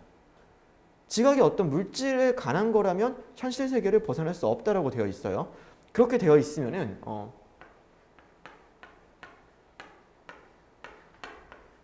봐봐요. 지각이 물질이고 현실 세계를 벗어날 수 없다입니다. 이게 참인 거예요. 이게 반드시 참이 됐다가 나와야 되는 거예요. 근데 비읍은 반드시 거짓이라고 되어 있죠. 비읍이 반드시 거짓이라는 거는요. 비읍은 지금 현실 세계에서 벗어난 물질에 대한 지각이 존재한다고 되어 있잖아요. 이거 제가 P면 Q에 대해 가지고 계속 말씀을 드렸던 게요. 이게 지각이 물질이고 현실 세계를 벗어날 수 없다라고 되어 있으면은 지각이 물질을 하면 현실 세계를 벗어난 지각이 물질인 경우가 지금 없다라는 말이 P면 Q에서 하는 말입니다. 근데 비읍이 지금 하는 말은 뭐죠? 현실 세계를 벗어난 물질에 대한 지각, 여기가 존재한다고 지금 말을 하고 있는 거예요. 비읍에서는요. 이게 맞다고 하면 여기가 존재할 수가 없게 되는 거잖아요. 그래서 비읍은 반드시 거짓이 되는 겁니다. 답은 선지 3번이에요. 제가 이거 지금 말씀드리는 게 어렵게 들리시면 공부 좀 다시 조금 더 이 부분은 여러분들 보충할 필요가 있습니다. 이게 보충이 돼야지 논리 퀴즈부터 해가지고 이 논리 쪽은 다 풀리시는 거예요. 그러니까 P면 Q이다가 지금 참인 경우에 P면 Q가 참이 된다라고 하면은 P면 Q의 거짓이 뭐냐? P면 Q의 부정이 뭐냐? P면 Q가 참일 때는요. 그러니까 이제 Q가 아닌 P가 없다라는 뜻이잖아요. Q가 아닌 P가 있다라고 해버리게 되면 그건 반드시 거짓이 되는 거고 그게 지금 비읍이 되는 겁니다. 그렇게 만든 문제예요. 하나 더. 여러분들 그 P면 Q가 참이라고 했을 때 이 문제에서 이런 경우에요. 여기서 디귿에서 지각이 어떤 물질에 대한 것이라면 현실성을 벗어날 수 있다라고 나와 있다고 해봐요. 그럼 그거는 반드시 참이 아니에요. 반드시 거짓이 아닙니다. P면 Q가 반드시 참이라고 해가지고 P면 Q가 아니다가 반드시 거짓이 되는 게 아닙니다. 왜? P가 아니라고 해버리면 둘 다 참이 돼버리는 거거든요. 가장 기본이죠. 이 명제 논리에서 P면 Q다를 이해하는 거에 있어가지고요. 꼭 인지하셔야 됩니다. 이거 제대로 이해 못하시면은 논리 퀴즈도 여러분들 제대로 푸시는 거 아니에요. 니은, 디귿, 리을이 참이면 기억이 반드시 거짓이다라고 되어 있네요. 니은, 디귿, 리을 이거는 보시면 알겠지만 결합이 안 됩니다. 지각이 어떤 물질에 관한 것이라면 물질성을 가지고 있다라고 되어 있어요. 조건원이 만들어져야 돼요. 결과적으로 만들어지는 게 조건원이고요. 니은, 물질성을 가지고 있다면 현실 세계를 벗어날 수 없다라고 되어 있고 그 다음에 디귿은 뭐냐면요. 지각이 어떤 물질에 대한 것이라고 하면은 수동적이라고 되어 있고 리을은 뭐냐면은 수동적이라면은 자연의 필요성에 재현돼서 현실 세계를 벗어날 수 없다라고 되어 있습니다. 그거 가지고 지금 이 내용들이 사실 이게 전부 다 조건원은 맞아요. 이것도 조건원, 조건원, 조건원이에요. 이 조건원 세 개가 합쳐져 가지고 지금 기억이 도출될 수 있는지를 물어보는 거거든요. 결과적으로 물질성의 마지막에는 최종적으로 물질성을 가지고 있다가 만들어져야 되는 거죠. 물질성을 가지고 있다가 결론으로 만들어지려면 P면 Q꼴에 대해 가지고 나머지가 결합되더라도 어떤 식으로 돌려도 이 니은의 전건긍정이 마지막 값으로 만들어지도록 내용을 돌려야 되잖아요. 만들어줄 수가 없겠죠. 제가 방금 말씀하시는 설명을 드릴게요. 조건원들끼리 결합해가지고 새로운 조건원이 만들어지면 있어가지고 도출되는 게 P면 Q다 이렇게 도출이 되고 싶은 거예요. 그럼 여기 나와 있는 것도 마지막에 뭐뭐이면은 Q다가 있어야지 이 앞에 거를 정리를 해서 P다라고 만들어지는 거겠죠. 여기 니은 같은 경우는 물질성을 가지고 있다면으로 시작하잖아요. Q이면으로 시작하고 있는 거예요. 니은 같은 경우가요. 나머지 어떤 거를 통해더라도 마지막에 결과적으로 도출되는 값이 Q다라는 게 그러면은 지금 디귿과 리을에서라도 있어줘야 되는데 그런 내용이 없거든요. 그러니까 이건 도출이 안 되는 겁니다. 이렇게 좀 눈이 띄어지시면은 문제 풀기가 되게 편해요. 이거는 익숙해만 지시면은 이런 타당성 검토 같은 문제 같은 경우는 진짜 2분이 아니라 한 1분 30초 그거보다 훨씬 적게 금방금방 앞에 커트를 할 수가 있는 거거든요. 공부하면 또 많이 늘고요. 근데 이거를 단순하게 여러분들이 기호화도 똑바로 못 시킬 뿐더러 기호화를 시키는 게 중요한 게 아니라 정보 도출의 원리가 무엇인지를 이해를 하고 그걸 조합해가지고 새로운 것을 도출하는 식의 방식으로 접근을 하셔야 돼요. 자, 기억, 니은, 리을이 참이면 디귿이 반드시 거짓이다라고 되어 있네요. 지각이 어떤 물질에 대한 것이라면 수동적이다라고 되어 있네요. 이거가 거짓이 되려면은 뭐가 나와야 된다고요? 지각이 어떤 물질에 대한 것이라면 수동적이다라고요. 그런데 그러면은 수동적이지 않은 물질이 있다가 나와야 된다라는 거예요. 기억, 니은, 리을을 통해 가지고요. 기억, 니은, 리을을 통해 가지고요. 물질에 관한 건 물질성이 있는 거고 물질성을 가지고 있으면 현실을 벗어날 수 없다. 두 개 합치면 어떻게 되죠? 지각이 어떤 물질에 대한 것이라면 현실성을 벗어날 수 없다입니다. 리을을 합치게 되면요. 수동적이라면은 현실 세계를 벗어날 수 없다라고 되어 있네요. 이거 가지고 아까 전에 말을 했던 그런 결과값이 만들어질 수가 없어요. 이건 또 왜 그렇죠? 지금 디귿이 반드시 거짓이 되려면은 디귿은 조건원이잖아요. 조건원이 거짓이 된다라는 건 아까도 말했지만 P면 Q가 거짓이 되는 경우는 Q가 아닌 P가 있다라고 했죠. Q가 아닌 P가 있을 때 거짓인 겁니다. 기호로 굳이 보여드리면은 얘가 지금 이렇게 바뀌죠. 실질함수 규칙입니다. 실질함수 규칙을 먹인 다음에 여기 부정을 만들어야 되니까요. 부정은 이렇게 됩니다. 그럼 어떻게 되죠? P, Q가 아닌 P가 있다. 이게 부정값이 돼버리는 거예요. P가 아닌 Q가 있다가 만들어져야 되는데 어떠한 이렇게 그냥 단순하게 조건이 아니라 뭐가 그렇다라고 만들어지기 위해 가지고는 조건원들만 결합해 가지고는 어떤 값이 그렇다라고 말할 수가 없어요. 다 가정이잖아요. 뭐면 그렇고 뭐면 그렇다라고밖에 이어지지 않으니까요. 그래서 이거는 도출될 수가 없는 값입니다. 정답은 3번이고요. 이 문제 제가 좀 해설을 많이 했네요. 해설을 많이 했고 왜냐하면은 다음에 좀 법정 모의고사에서는 한 해에 무조건 한 문제씩 나옵니다. 한 해에 무조건 한 문제씩 나오는데 법정 모의고사에서는 지금 한 2회에 하나 정도씩 문제가 지금 제가 넣고 있어가지고 그래서 아마 어차피 나올 때 조금 더 설명을 드렸습니다. 꼭 숙지를 하시길 바랍니다. 아마 내년에도 피셋 기출에서 무조건 등장할 거예요. 자, 문제 11번도 해설해 드리도록 하겠습니다. 이 문제 어떻게 풀어야 된다고 제가 평소에 말씀을 드리냐면요. 문제 유형이 참거짓이 불분명한 문제입니다. 참거짓이 불분명한 유형의 문제는 위에 있는 내용을 다 정리하고 선지로 가는 게 아니에요. 위에 있는 내용을 정리하고 선지로 가는 게 아니라 보기를 활용해 가지고 그것이 거짓이라고 했을 때 위에 있는 진술문 아니죠. 위에 있는 조건의 참거짓 값이 정해지는 거고요. 진술의 참거짓이 정해지는 거고요. 그렇게 참거짓이 정해졌을 때 그게 충돌이 되느냐 충돌되지 않느냐 가능하냐 이거를 보는 겁니다. 문제 푸는 걸로 보여드릴게요. 보기 기억이 반드시 참인지를 확인을 할 때는요. 기억이 참이 아니라고 놓는 겁니다. 값이 여수로 출장 가지 않았다고 놓는 거죠. 그렇게 되면은 지금 A가 어떻게 되죠? 거짓이 되는 거예요. A가 거짓이 되는 겁니다. 그리고 C도 거짓이 되는 겁니다. 나머지 조건들을 가지고 보니까요. B 설명과 D 설명 중 적어도 하나는 틀렸다고 하네요. 거짓이 하나 더 있어야 되겠네요. 그러면은 4개의 설명 중 2개는 옳고 2개는 그르다는 것이 만들어질 수가 없어요. 3개가 글러버렸잖아요. 기억은 여수로 출장을 갈 수밖에 없는 겁니다. 기억은 여수로 출장을 갈 수밖에 없는 거예요. 기억은 반드시 참인 거죠. 되게 쉽죠? 되게 간단하게 풀립니다.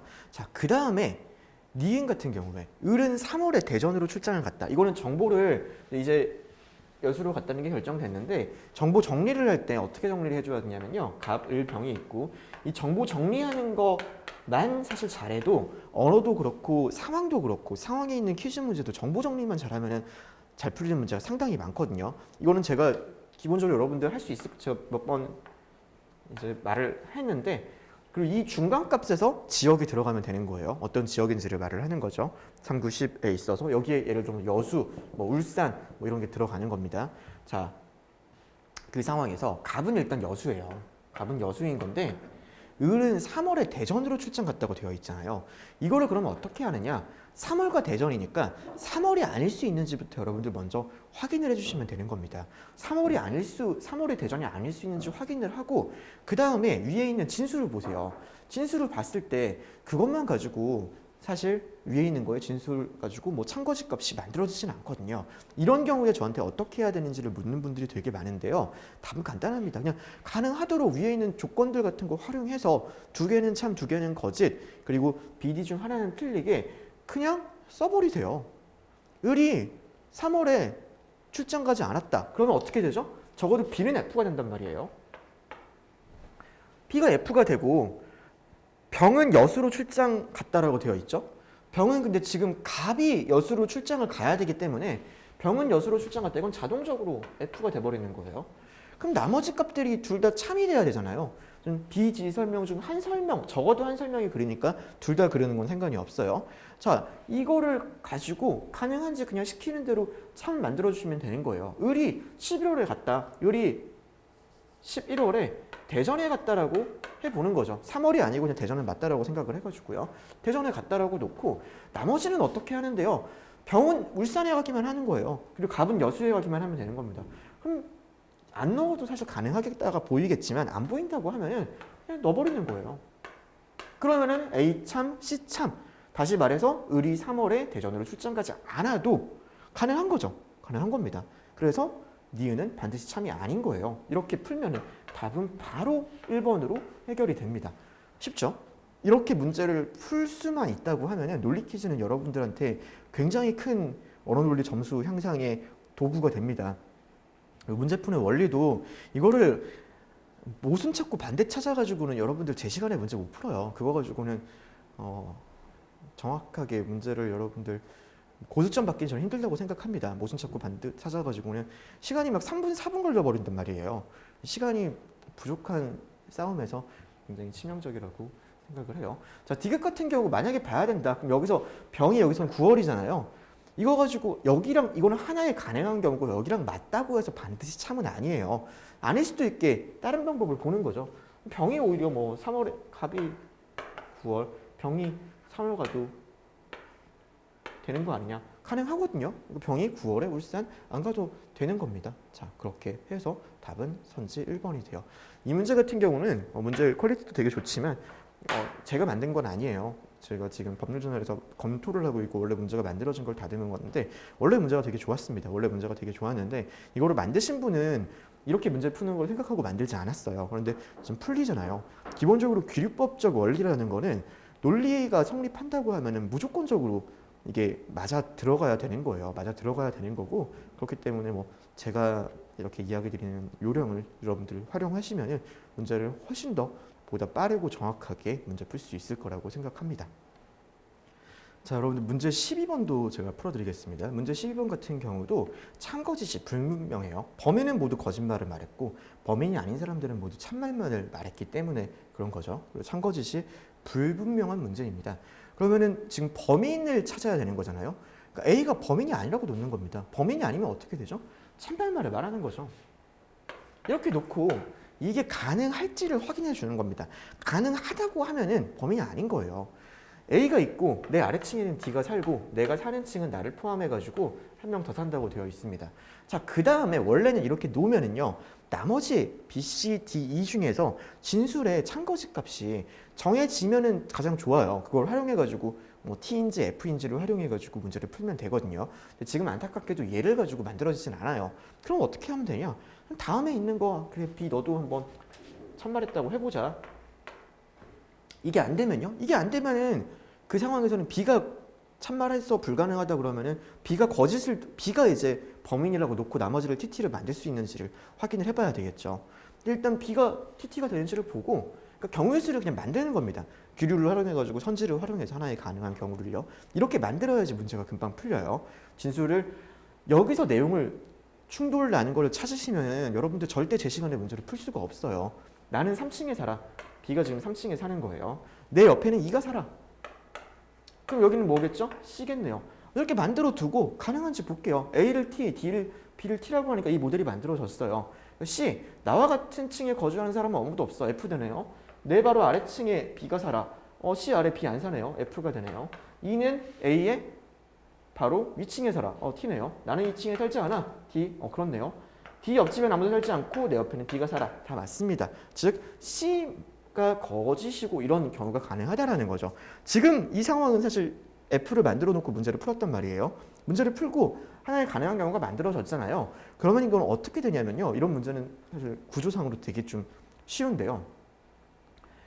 얘도 T일 수 있고 얘가 T일 수 있고 얘도 T일 수 있고 얘도 T일 수 있다는 건 다 거짓말을 안 할 수도 있다는 거예요. 하나의 경우의 수만 이거는 찾아주면 되는 거예요. 하나의 경우의 수가 이게 가능한 게 만들어지면은 거기에서 나머지가 T일 수 있다는 건 범인이 아닐 수도 있다는 거예요. 범인이 되는 거는 지금 C밖에 없게 되는 거죠. 답은 5번입니다. 이렇게 문제 풀면은 얘 역시 한 1분 초반대 컷으로 시간으로 문제 풀 수 있습니다. 자, 문제 13번도 여러분들 확인해 드릴게요. 선지 1번. 사회의 구조 및 체계의 변동으로 인해 계급간 갈등이 발생한다고 본다. 지금 A는 뭐라고 말을 하고 있냐면요. 계급 간 갈등이 발생을 해서 사회 구조의 변동이 발생한다. 이렇게 나와 있습니다. 그러니까 갈등의 결과로서 사회 구조 변동이 나온다고 되어 있죠. 아닙니다. 이 문제 같은 경우는 여러분들 문제 풀 때 어떻게 풀어줘야 된다? A를 본 다음에 밑에서 확인해주고 B 본 다음에 확인해주는 식으로 보는 게 편해요. 다 읽을 필요가 없으니까요. 그렇게 읽어야지 시간을 조금이라도 줄일 수 있는 겁니다. B는 계급보다는 지위나 권력의 불평등이 이게 아니죠. 계급으로만 보는 게 아니라 계급 외에도 요인이 된다고 한 겁니다. 계급보다는 이 부분이 틀린 겁니다. 선지 3번. A는 갈등을 해소하려는 노력이, C는 갈등 그 자체가 사회나 집단을 발전시킨다고 보았다. 지금 뭐라고 되어 있죠? 불평등 관계를 해소하려는 끊임없는 노력, 그리고 갈등 해결의 방안이 사회적 불평등의 해소라고 되어 있습니다. 그러니까 여기서는 불평등을 해소하는, 갈등을 해소하려는 노력이 사회 발전으로 이루어진다고 말을 했고요. C는 갈등 그 자체가 규칙을 변화시키고 새로운 상황에 대한 기준을 생성하는 거라고 되어 있습니다. 그리고 집단의 힘을 키우는 동력이라고 되어 있고요. 이것을 발전이라고 패러플레이징 시킨 겁니다. 답은 선지 3번입니다. 선지 4번. A는 불평등의 해소가 사회적 갈등을 해결하는 방안 중 하나라는 점에 동의하지만 A는 불평등의 해소가 사회적 갈등의 해결을 하는 동의하겠죠. B는 그렇지 않다. B 역시도 그런 말은 없거든요. 동의할 수도 있는 거 아닐까라고 생각을 해주세요. 알 수 없는 겁니다. A는 P지배계급이 지배계급에게, B는 P지배계급이 카리스마를 가진 지도자에게 투쟁하면서, B는 지금 뭐라고 되어 있냐면요. 지금 갈등의 전개가라고 되어 있어가지고요. 카리스마를 가진 지도자가 동원하는 거라고 되어 있습니다. 카리스마를 가진 지도자에게 투쟁하는 게 아니에요. 그래서 정답 선지는 3번이 됩니다. 자, 이 문제 14번 문제 풀어드리겠습니다. 은하의 색깔이 기억입니다. 은하의 색깔을 보는 거죠. 보기 기억부터 볼게요. 어떤 날을 구성하는 나이가 모두 10억 년 이상이라면 기억은 파란색으로 보일 수 없다. 10억 년, 여기 뭐라고 나와 있죠? 10억 년 이상이 되면 빨간색 별이 된다고 했습니다. 10억 년 이상이 되면은 아무리 뜨거웠다고 해도 나이가 10억 년 이상 되면 빨간색 별이 된대요. 그러면 파란색으로 보일 수 없겠죠. 표면 온도가 떨어져서 빨간색 별로 바뀐다고 했기 때문에 그렇습니다. 위에 있는 내용은 온도가 높아야지 파란색 별인데 10억 년이 지나면 다 온도가 떨어진다고 하고 있어요. 그래서 기억은 파란색으로 보일 수 없다. 제가 파란색으로 볼 수 없겠죠. 맞는 겁니다. 맞는 선지입니다. 맞는 복입니다. 니은 무거운 원소가 거의 존재하지 않아도 기억은 빨간색으로 보일 수 있다라고 되어 있네요. 여기 앞에 있는 게 무게고 뒤에 쪽이 온도입니다. 무거운 원소와 관계없이 온도가 낮으면은 지금 여기 나와 있지만 빨간색 별일 겁니다. 그래서 무거운 원소가 거의 존재하지 않아도 온도가 낮으면 빨간색으로 보일 수 있겠죠. 은하를 구성하는 별들의 표면 온도가 약 일반 K보다 높고 대기의 플라즈마 상태에 중원소가 많이 존재한다면 기억은 빨간색으로 보인다. 중원소가 있어도 온도가 더 중요하다고 되어 있고 온도가 훨씬 더 높다고 하면은 빨간색으로 보이지 않을 수도 있겠죠. 그러지 않을 수도 있는 거 아닐까라는 생각을 항상 해주세요. 그래서 답은 선지 3번이 됩니다. 자, 문제 15번 문제 여러분들 풀어드리도록 할게요. 보기 기억, 직접적인 관찰을 토대로 갑은 기계에게 마음이 없다고 보지만 을은 있다고 본다. 갑은 기계에게 마음이 있다고 보고 없다고 보는 걸 떠나서 일단 직접적인 관찰을 통해서 갑이 판단을 했는지를 보면요. 갑에게 관찰에 대한 내용이 안 나와 있어요. 사실 그것부터가 아닌 겁니다. 직접적인 관찰을 통해서 그리고 기계에게 마음이 뭐 있는지에 대한 내용도 안 나와 있어요. 이거 문제가 사실 문제를 만들 때도 기출은 더합니다. 저만 하더라도 이 법조 3회 분 법조 몇 개 더 제가 어떤가 제 이름을 걸고 검수가 나간다고 생각하니까 공을 많이 들였단 말이에요. 그래서 검수하고 이거 내용 만들고 실제 기출하는 사람도 그 장치를 좀 만들고 싶어 해요. 직접적인 관찰이라는 게 없어도 뭐 이거를 만들 수 있지 않을까 생각하다가 그래도 조금 더 확실하게 해줘야지라고 해서 직접적인 관찰을 넣으면은 그 뒤에 거는 사실 뭐 큰 관심이 없습니다. 앞에 게 확실하게 틀리니까 뒤쪽 게 맞든 말든 막 이렇게 검토할 때 신경 안 쓰거든요. 그런 식으로 선지는 사실 만들어지는 거예요. 니은 갑은 윤리적 행위자가 되기 위한 필요 조건 중 하나로 자유의지의 존재를 여러분들 필요 조건이 뭔지 알고 계셔야 합니다. 그래서 지금 갑은 뭐라고 말을 하고 있냐면요. 자유의지를 지니지 못하기 때문에 윤리적 행위가 될 수 없다라고 지금 말을 하고 있어요. 병은 자기이익의 존재를 제시하고 있다라고 말을 하고 있네요. 병 같은 경우는 뭐라고 하죠? 자기이익과 윤리가 갈등하는 과정이 돼야지 윤리적 결정권자가 되고 윤리적 행위자가 되려면 윤리적 결정권자가 돼야 된다고 합니다. 이런 거를 우리는 필요 조건이라고 하죠. 그래서 각각 필요 조건 제시하고 있는 겁니다. 필요 조건 P이면 Q이다라고 할 때 Q가 필요 조건이다라고 여러분이 외우시는 경우가 많은데요. 그게 어떤 의미를 담고 있는지를 논리를 넘어가지고 이런 문제를 풀 때는 인지를 하고 계셔야 합니다. 필요 조건이 어떤 의미를 담고 있는지 의미론적으로 접근을 해주세요. 그냥 논리를 단순하게 기호화시켜가지고 그걸 그냥 뭐 도식적으로 해결하려고 하는 거는 문제가 조금만 꼬아내버리면 여러분들 많이 힘들어집니다. 디귿, 인간처럼 생각하고 판단하여 윤리적 추론을 할 수 있는 로봇을 을은 윤리적 행위자라고 보지만 병은 그렇지 않다. 자, 로봇을 여기서는 아예 여기 명확하게 했죠. 로봇을이라고 해가지고 로봇을 로봇은 선지를 명확하게 만들었죠. 로봇은 윤리적 결정권자가 될 수 없다고 되어 있고요. 윤리적 결정권자가 될 수 없으면 윤리적 행위자도 될 수가 없겠죠. 병은 그렇지 않습니다. 그리고 인간처럼 생각하고 판단해서 지금 여기 보면요. 로봇도 윤리적 행위라고 봐야 된다. 인간처럼 생각하고 판단하는 로봇이라고 되어 있는 거예요. 그래서 그거 보고 맞다고 생각하시면 됩니다. 이것만 가지고 보셔야 되는 게 사실 이것도 문제를 제가 지문을 다듬었습니다. 일 같은 경우에 내 마음이 있는 것은 확실하기 때문에 마음이 존재한다라고 되어 있어요. 마음이 존재하고 타인에게 마음이 존재하는 것도 추론하고 그게 타당하고 그렇다고 하면 로봇에게도 윤리적 행위자로 로봇도 윤리적 행위라고 봐야 되는 겁니다. 인간처럼 생각하고 판단하는 것도요. 그러니까 윤리적 행위자라고 보겠죠. 답은 선지 4번이 됩니다. 네, 16번 문제 이어서 진행하도록 하겠습니다. 기억에 대한 분석으로 적절한 것은 기억을 보면은 기억이 뭐죠? 포스트 모더니즘 의학입니다. 포스트 모더니즘 의학이기 때문에 그쪽 부분을 보게 되면 여기부터 읽어주세요. 생리학적 최근에 의사와 환자 사이에 멀어진 관계 그리고 의학에 대한 불만으로 인해서 생리학적 모델의 문제점을 보완하려고 하고 그것은 환자의 감정을 의료에 반영하고 의사와 환자의 관계를 호혜적이고 근대의학에서의 관계로 만들려고 한다고 되어 있네요. 기억은 현대의학과 비교했을 때 환자와 의사 사이에 더 친밀한 관계를 추구한다고 되어 있네요.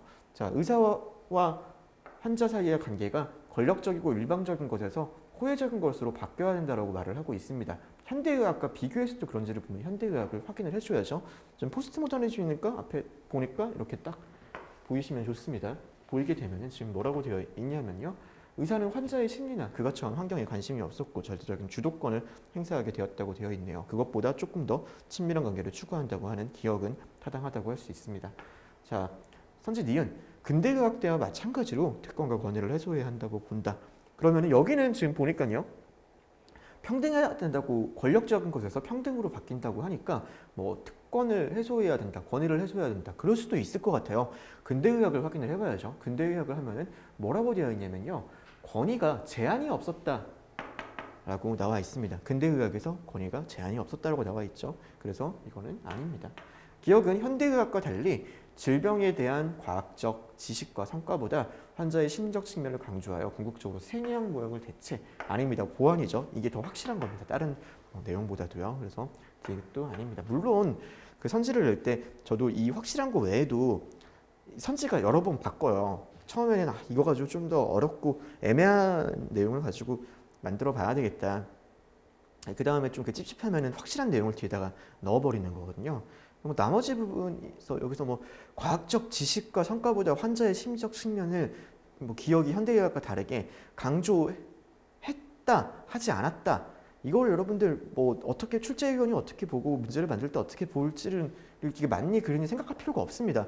뒤에 쪽에 확실한 게 있으면 그냥 이거 가지고 문제를 만든 거예요. 앞에 쪽은 이게 너무나 틀리기 때문에 앞에 쪽은 그냥 헷갈리게 아무 내용만 깔아버리는 거거든요.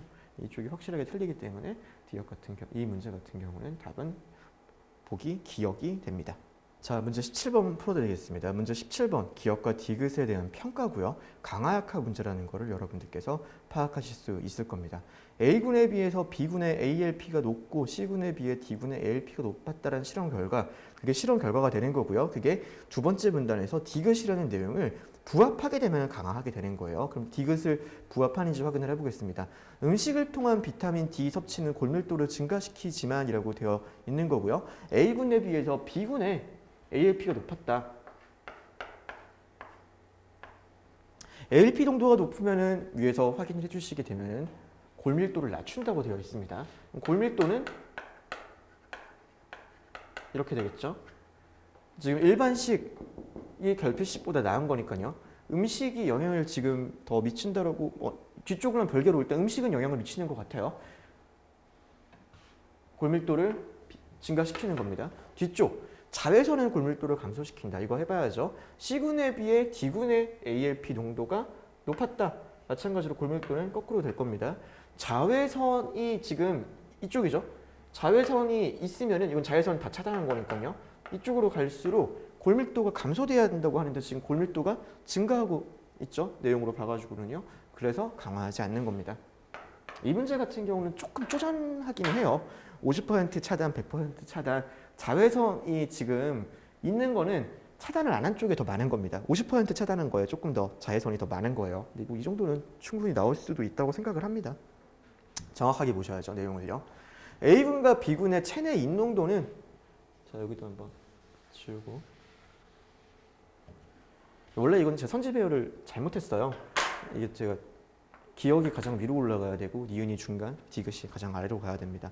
선지 배열을 할 때는 짧은 선지를 가장 위로 올리는 게 기본이긴 한데요. 그럼 기본 속에서 문항별 개수를 통해 가지고 선지를 조금씩 바꿔주긴 합니다.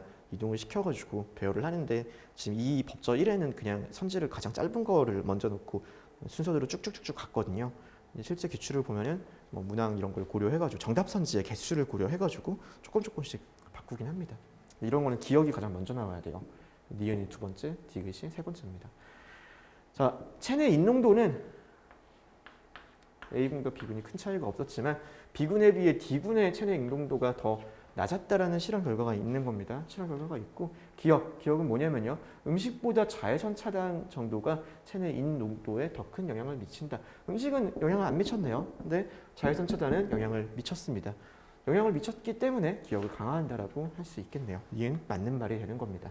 디귿, B군과 C군을 비교했을 때 베타 농도가 더 높았지만 B군과 C군은 좀 베타죠. B군과 C군은 전자가 베타가 더 높은 겁니다.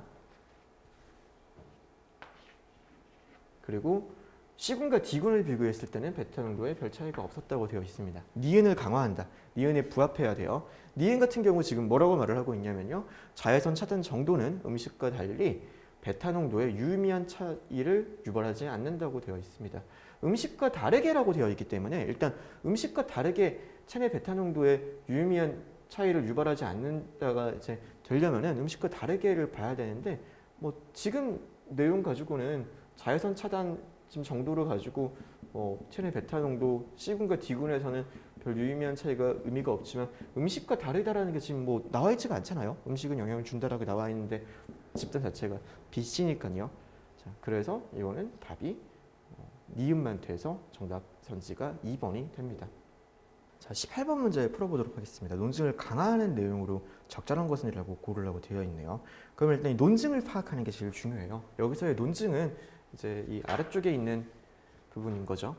실험이 사실이라고 할 때 우리가 뇌활동에 앞서 무의식적 뇌활동에 의식적 뇌활동에 앞서 무의식적 뇌활동이 있었다면 자유의지는 없는 것인가? 그래서 뒤에 뭐라고 하냐면요. 무의식적인 뇌활동이 있었어도 반하여 행동할 수 있었다면 자유의지가 있는 거다. 그런 사례는 많다. 자유의지가 있다라고 되어 있습니다. 강화하려면은 각각의 부합하는 사례가 있으면 될 거예요. 의식적인 뇌활동이 있어야만 일어나는 행동이 있다. 지금 여기서 말을 하는 거는요.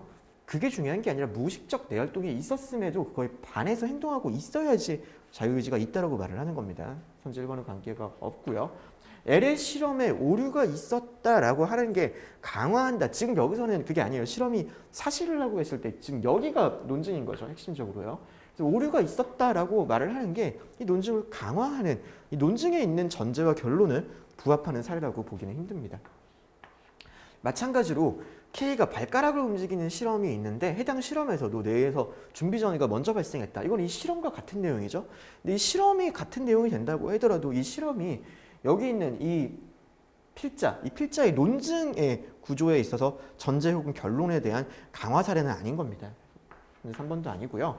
선지 4가 그런 거죠. 뇌에서 손가락을 움직이기 전 발생하는 준비 전이 그게 뭐라고 되어 있죠? 무의식에서 발생하는 거라고 했어요. 무의식적 뇌활동이라고 하는 겁니다.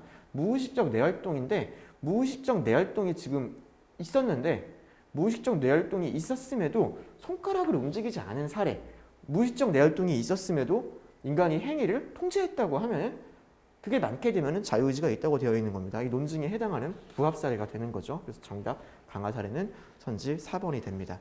선지 5번 발가락으로 실험을 했는데 말을 사전에 하지 않았더니 준비 전이가 먼저 발생한 사례가 없었다. 지금 이것도 여기 강하게 되려면 이 논증에 있어가지고 부합하는 사례가 나와 있어야 됩니다. 그 사례는 선지 4번밖에 없는 거예요. 19번, 20번 문제 풀어드리도록 하겠습니다. 이 문제 같은 경우 또 문제를 마지막에 좀 고쳐서 제가 다시 영상을 찍고 있습니다. 문제 19번 위글에 대한 분석으로 적절한 것은 이라고 되어 있죠.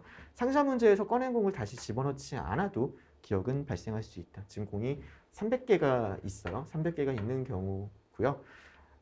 쏠림 현상, 기억을 보시게 되면 정보적 쏠림 현상이고 다른 사람에 의존을 하는 겁니다. 공을 다시 집어넣지 않아도 기억 같은 경우 어차피 뭐 앞에 있는 거 여전히 차이가 많이 나니까 쏠림 현상은 날 수 있을 겁니다. 그리고 수 있다니까 그런 경우를 생각해 줄 수 있을 거예요. 문제가 없습니다. 니은 상자 문제에서 피실험자가 B 신호를 확인한 경우에 BAA라면 쏠림 현상이 발생할 가능성이 크지만 ABAA라면 기억이 발생하지 않는다. 지금 기억 부분 보면은 뭐라고 되어 있냐면요. 기억은 위쪽에 꼭 최초의 2명이 아니어도 앞선 사람의 선택 중 누명하여 2명이기만 하면 쏠림 현상이 나타난다고 되어 있습니다. 누적 2명이라도 발생할 수 있겠네요. 그래서 선지 2번은 니은은 아니고요. 상자 문제에서 앞선 피실험자가 충분히 많고 모든 피실험자가 A를 선택했다면 실제 진행자가 선택한 상자는 신호와 관계없이 반드시 A다. A가 아니었다고 생각해 보는 거예요. 이거 역시 실제 진행자가 B 상자를 선택을 했음에도 불구하고 앞에 있는 실험자들이 정보적 썰림 현상으로 인해 가지고 실험자가 많음에도 불구하고 계속 앞에 2명이 B 한 다음에 계속 B를 그냥 다른 사람에 의존해 가지고 선택할 수 있는 거죠. 그러니까 반드시 A라는 보장은 없는 겁니다. 19번의 문제는 그렇게 풀어주시면 되고요. 20번 문제 니은에 대한 반박입니다. 니은 같은 경우는 지금 정보 제공자의 특성보다는 판단 주체의 특성이 정보적 쏠림 현상과 더 밀접한 관련이 있다라는 가설입니다. 기억 같은 경우는 지금 성급하게 어느 한쪽이 우세하다고 해서는 안 된다. 반박이라는 거는 부정이거든요. 그게 아니다라고 말을 하는 겁니다. 그 근거가 적절해야지 적절한 거고요. 지금 어느 한쪽이 우세하다고 결론되어서는 안 된다라는 말과 그 내용 다 적절합니다. 적절하게 지금 반박하고 있는 겁니다. 니은 같은 경우를 보시면요. 정보 전달자, 이 정보 전달자는 이렇게 보시면은 여기 정보 제공자에 해당하겠죠. 그런 특성이 보다 판단 주체가 더 밀접하다고 되어 있습니다. 지금 니은을 보면요. 정보 전달자 관련해가지고는 영향이 미쳤는데 판단 주체 가지고는 영향을 미치지 못했다라고 되어 있습니다. 그러니까 위에서 말하는 것처럼 지금 판단 주체의 특성이 더 중요하다라는 것이 그게 아니다라고 말을 하는 거죠. 적절한 반박이 되는 겁니다. 디귿 같은 경우는요. 니은이 적절하지 않다라고 하고 있는데 지금 정보 전달자의 내용이 그다지 중요하지 않다라는 말을 하고 있는 겁니다. 지금 기억에 하는 말이 그 말이죠. 정보 제공자보다 판단 주체의 특성이 중요하다고 말을 하는 겁니다. 반박을 하려면 니은이 아니다라고 말을 해야 되는데 지금 여기 나와 있는 디귿에 해당하는 사례 같은 경우는 그 내용이 아니라 니은에 오히려 부합하는 사례를 말을 하고 있는 거에 가깝습니다. 어쨌건데 여러분들 제가 이 문제 풀 때 말씀드리지만 강화든 약화인지 이게 그게 중요한 게 아닙니다. 그냥 강화가 아닌지만 보면 되는 겁니다. 강화 나와 있는 사례가 이게 약화인지까지 볼 필요는 없어요. 디귿 같은 경우도 어쨌든 간에 이 사례가 저도 지금 넣어놨지만 중요한 것은 반박에 해당하는 사례라고 볼 수 없겠구나. 그래서 디귿을 반박으로 적절하지 않다라고까지만 판단해 주시면 되는 거예요. 리뷰도 마찬가지고요. 그렇게 문제 푸시면 큰 문제 없이 푸셨을 거라고 생각합니다. 자, 문제 21번 풀어드리도록 하겠습니다. 알 수 있는 것을 고르는 거고요. 선지 1번, 중서문화성은 일부 왕명에 대한 심의권을 가지고 있었다. 마지막 문단 보시면 되죠. 마지막 문단을 보게 되면요. 뭐라고 되어 있었냐면은 제서로 작성된 왕명은 중서문화성에서 심의를 한다고 합니다. 일부 왕명에 대한 심의를 할 수 있었네요. 왕명 중 일부는 승선이 검토해서 왕에게 다시 전달하다. 사실 이거는 1번 보고 바로 넘어가야 됩니다. 나머지 선집판만 해드릴게요. 승선이 검토하여 왕에게 다시 전달하였다. 지금 승선이 이를 중서문화성으로 전달한다고만 되어 있지 승선이 무엇인지 승선이 이거를 검토하는지 나와 있지 않습니다. 알 수 없어요. 고려는 신라와 달리 지금 맨 첫 번째 문단 보면요. 신라 같은 경우도 합의제도가 있었다라는 내용을 알 수가 있어요. 그래서 신라와 달리 아니고요. 신라도 합의를 위한 제도적 장치는 있었던 겁니다. 근데 이제 그게 더 구체화됐고 더 나아졌다 이런 식에 대한 내용을 말을 해줘야 되는 거죠. 중서문화성에 판사 뒀는지 중서문화성 제일 첫 번째 나와 있고 이쪽에 중서문화성 한 번 더 이야기 나와 있지만 판사가 있었다는 거는 행정관청, 육부나 행정관청을 이야기하지 중서문화성에는 알 수 없습니다. 임시관청인 도감의 관리들은 정규관청으로 파견을 가서 회의 가서 안건을 처리했다. 도감은 여기 지금 뭐라고 되어 있죠? 임시관청인 정규관청의 관직 관리들이 겸직으로 임명된다고 되어 있습니다. 파견된다. 그런 말 안 나와 있습니다. 알 수 없는 거예요. 네, 문제 22번도 해설을 해드릴게요. 격구는 조선 초기부터 후기까지 왕이 주로 즐긴 스포츠 중 하나이다. 지금 여기 보면요. 그 지상격구 같은 경우 조선 후기가 되면은 귀족사회에서 왕과 귀족사회에서 거의 행해지지 않았다라고 되어 있습니다. 그리고 마상격구 같은 경우도 조선 중기 이후에 이전까지는 그 전까지 이제 굉장히 인기 있었다고 되어 있는 거고 그 뒤에 했는지 안 했는지 안 나와 있어요. 모르는 겁니다. 격구가 왕이 조선 후기까지 즐겼는지는 알 수가 없습니다. 안 나와 있어요. 해동 역사 첫 번째 문단 보면서 확인을 해줘야죠. 그러면 우리나라 역사의 격구에 대한 최초의 기록이고 나와 있는 거지 페르시아 이거는 안 나와 있는 거 쉽게 확인할 수 있습니다. 단구문과 쌍구문 마상격구 자 이쪽을 보시면 돼요. 마상격구가 단구문은 한쪽 끝에 구문 하나 세우는 겁니다. 한쪽 끝에 구문 하나 그리고 뒤쪽에 쌍구문 같은 경우는 반대쪽에 구문을 세우는 거예요. 그래서 위치와 개수에 있어서 차이가 있네요. 쌍구문 마상격구는 매우 위험한 스포츠였기 때문에 지금 위험한 스포츠 때문에 빠졌는지가 중요한데 그게 아니라 총포와 화포가 발달하고 말의 효용성이 떨어지고 성리학적 문치주의라고 되어 있습니다. 네, 그리고 그래서 이거 알 수 없는 거고 쌍구문 저것도 아니고요. 마상격구는 무신들의 영향을 평가하고 무예를 연매하는 수단으로 민간의 놀이로 변화했다고 되어 있습니다. 지금 지상격구에 대한 내용이 장치기가 됐다고 되어 있지 마상격구가 어떻게 뭐 바뀌었다 이런 뚜렷하게 구분을 시키고 그게 바뀌었다는 내용은 하고 있지 않아요. 알 수 없는 겁니다. 정답 선지는 3번입니다. 여러분들 그리고 그 검토를 하실 때 이제 여러분들 리뷰를 하시는 거잖아요. 물론 기출도 그렇게 하는 걸 전 부정적으로 보는데 아무리 뭐 제가 공을 들여가지고 문제를 했다 그래도 기출보다는 퀄리티가 더 뭐 좋을 수는 없다라고 생각을 하거든요. 근데 저도 다시 문제 만들고 며칠 지나가지고 지금 강의할 때 보면은 내용이 제가 만든 건데도 가물가물한데 여러분들 이거를 글을 읽으면서 다 기억한다는 생각 그리고 이걸 다 한 문장 한 문장 뜯어본다는 생각으로 리뷰할 필요가 없습니다. 문제 만드는 사람도 제가 이거 몇 번이나 들여다봤겠어요. 정말 많이 읽었거든요. 정말 많이 읽었는데 볼 때마다 잘 내용이 기억이 안 나요. 내용 기억을 하려고 하면서 피셋 글을 읽고 문제를 푸는 거 아닙니다. 제가 보기엔 적어도 그래요. 자, 문제 23번. 절도안치랑 위리안치는 모두 유배자의 개인적인 이동과 활동이 엄격하게 금지되었다고 되어 있습니다. 위쪽에 가가지고 여러분들 그 절도안치 그리고 위리안치가 되어 있죠. 위리안치 같은 경우는 지금 뭐라고 되어 있냐면요. 개인적 이동뿐만 아니라 주민들 간의 접촉도 엄밀하게 엄격히 금지됐다고 되어 있습니다. 하지만 지금 절도안치 같은 경우는 그냥 유배 중 가장 가혹한 형들이었다고만 되어 있고 섬지방에 격리를 하는 거지 뭐 그 속에서 유도자의 이동과 활동이 금지되었다 이런 말은 나와 있진 않아요. 그래서 알 수 있다고 보기는 힘듭니다. 부처형과 본안치형을 받은 유배자만이 특별한 사정이 있어서 다시 정계에 복귀할 수 있었다. 마지막을 보게 되면요. 상당수의 유배자가 다시 돌아갔다라고 되어 있습니다. 1번 아니고 2번 아닙니다. 선지 3번. 의금부에서 집행한 부처형을 받은 자는 경우에 따라 가족과 같이 갈 유배지를 선택할 수 있었다. 지금 의금부는 뭐라고 되어 있냐면은 의금부 같은 경우는 관직자라고 되어 있습니다. 관직자의 경우에 의금부고요. 부처는 관직자에 향해서만 이루어져 있다고 되어 있습니다.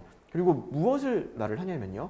뒤쪽에 안치가 가족이나 노복 없이 혼자 가야 한다는 거에서 부처보다 무겁다고 되어 있어요. 그럼 부처는 뭐죠? 가족이나 노복과 함께 갈 수도 있는 거예요. 가족과 노복과 함께 갈 수도 있는 거고 그거는 어디서만 했다고요? 지금 관직자인 경우에만 한 거예요. 관직자인 경우만 하게 된 거고 그래서 부처 중에서는 뭐 경우에 따라 그럴 수도 있었던 거죠. 지금 내용으로 봐가지고는요. 그래서 답은 선지 3번이 됩니다. 선지 4번. 수직소에 부사나 목사가 지금 보면 파견되지 않았죠. 부사나 목사의 철저한 감시 속에서 하는 건데 그 앞에 이제 수직소를 통해서 감시하는 겁니다. 부사나 목사가 직접 가서 파견돼가지고 감시한다고 보기는 여기서 그렇게 생각하기도 알 수도 없을 뿐더러 상식적이지도 않죠. 유배형은 조선시대 새로 등장한 형벌로 맨 앞에 보면요. 매우 오래된 것으로 알려진다고 나와 있습니다. 그래서 정답선지 고르는 거는 문제가 없었을 거라고 생각합니다. 자, 문제 24번도 해결해 드릴게요. 먼저 정답선지 이야기를 드리면요. 선지 4번이 정답선지고요. 지금 여기 보면은 또 문장을 제가 열심히 다듬고 선지를 하려고 했는데 지금 여기서요.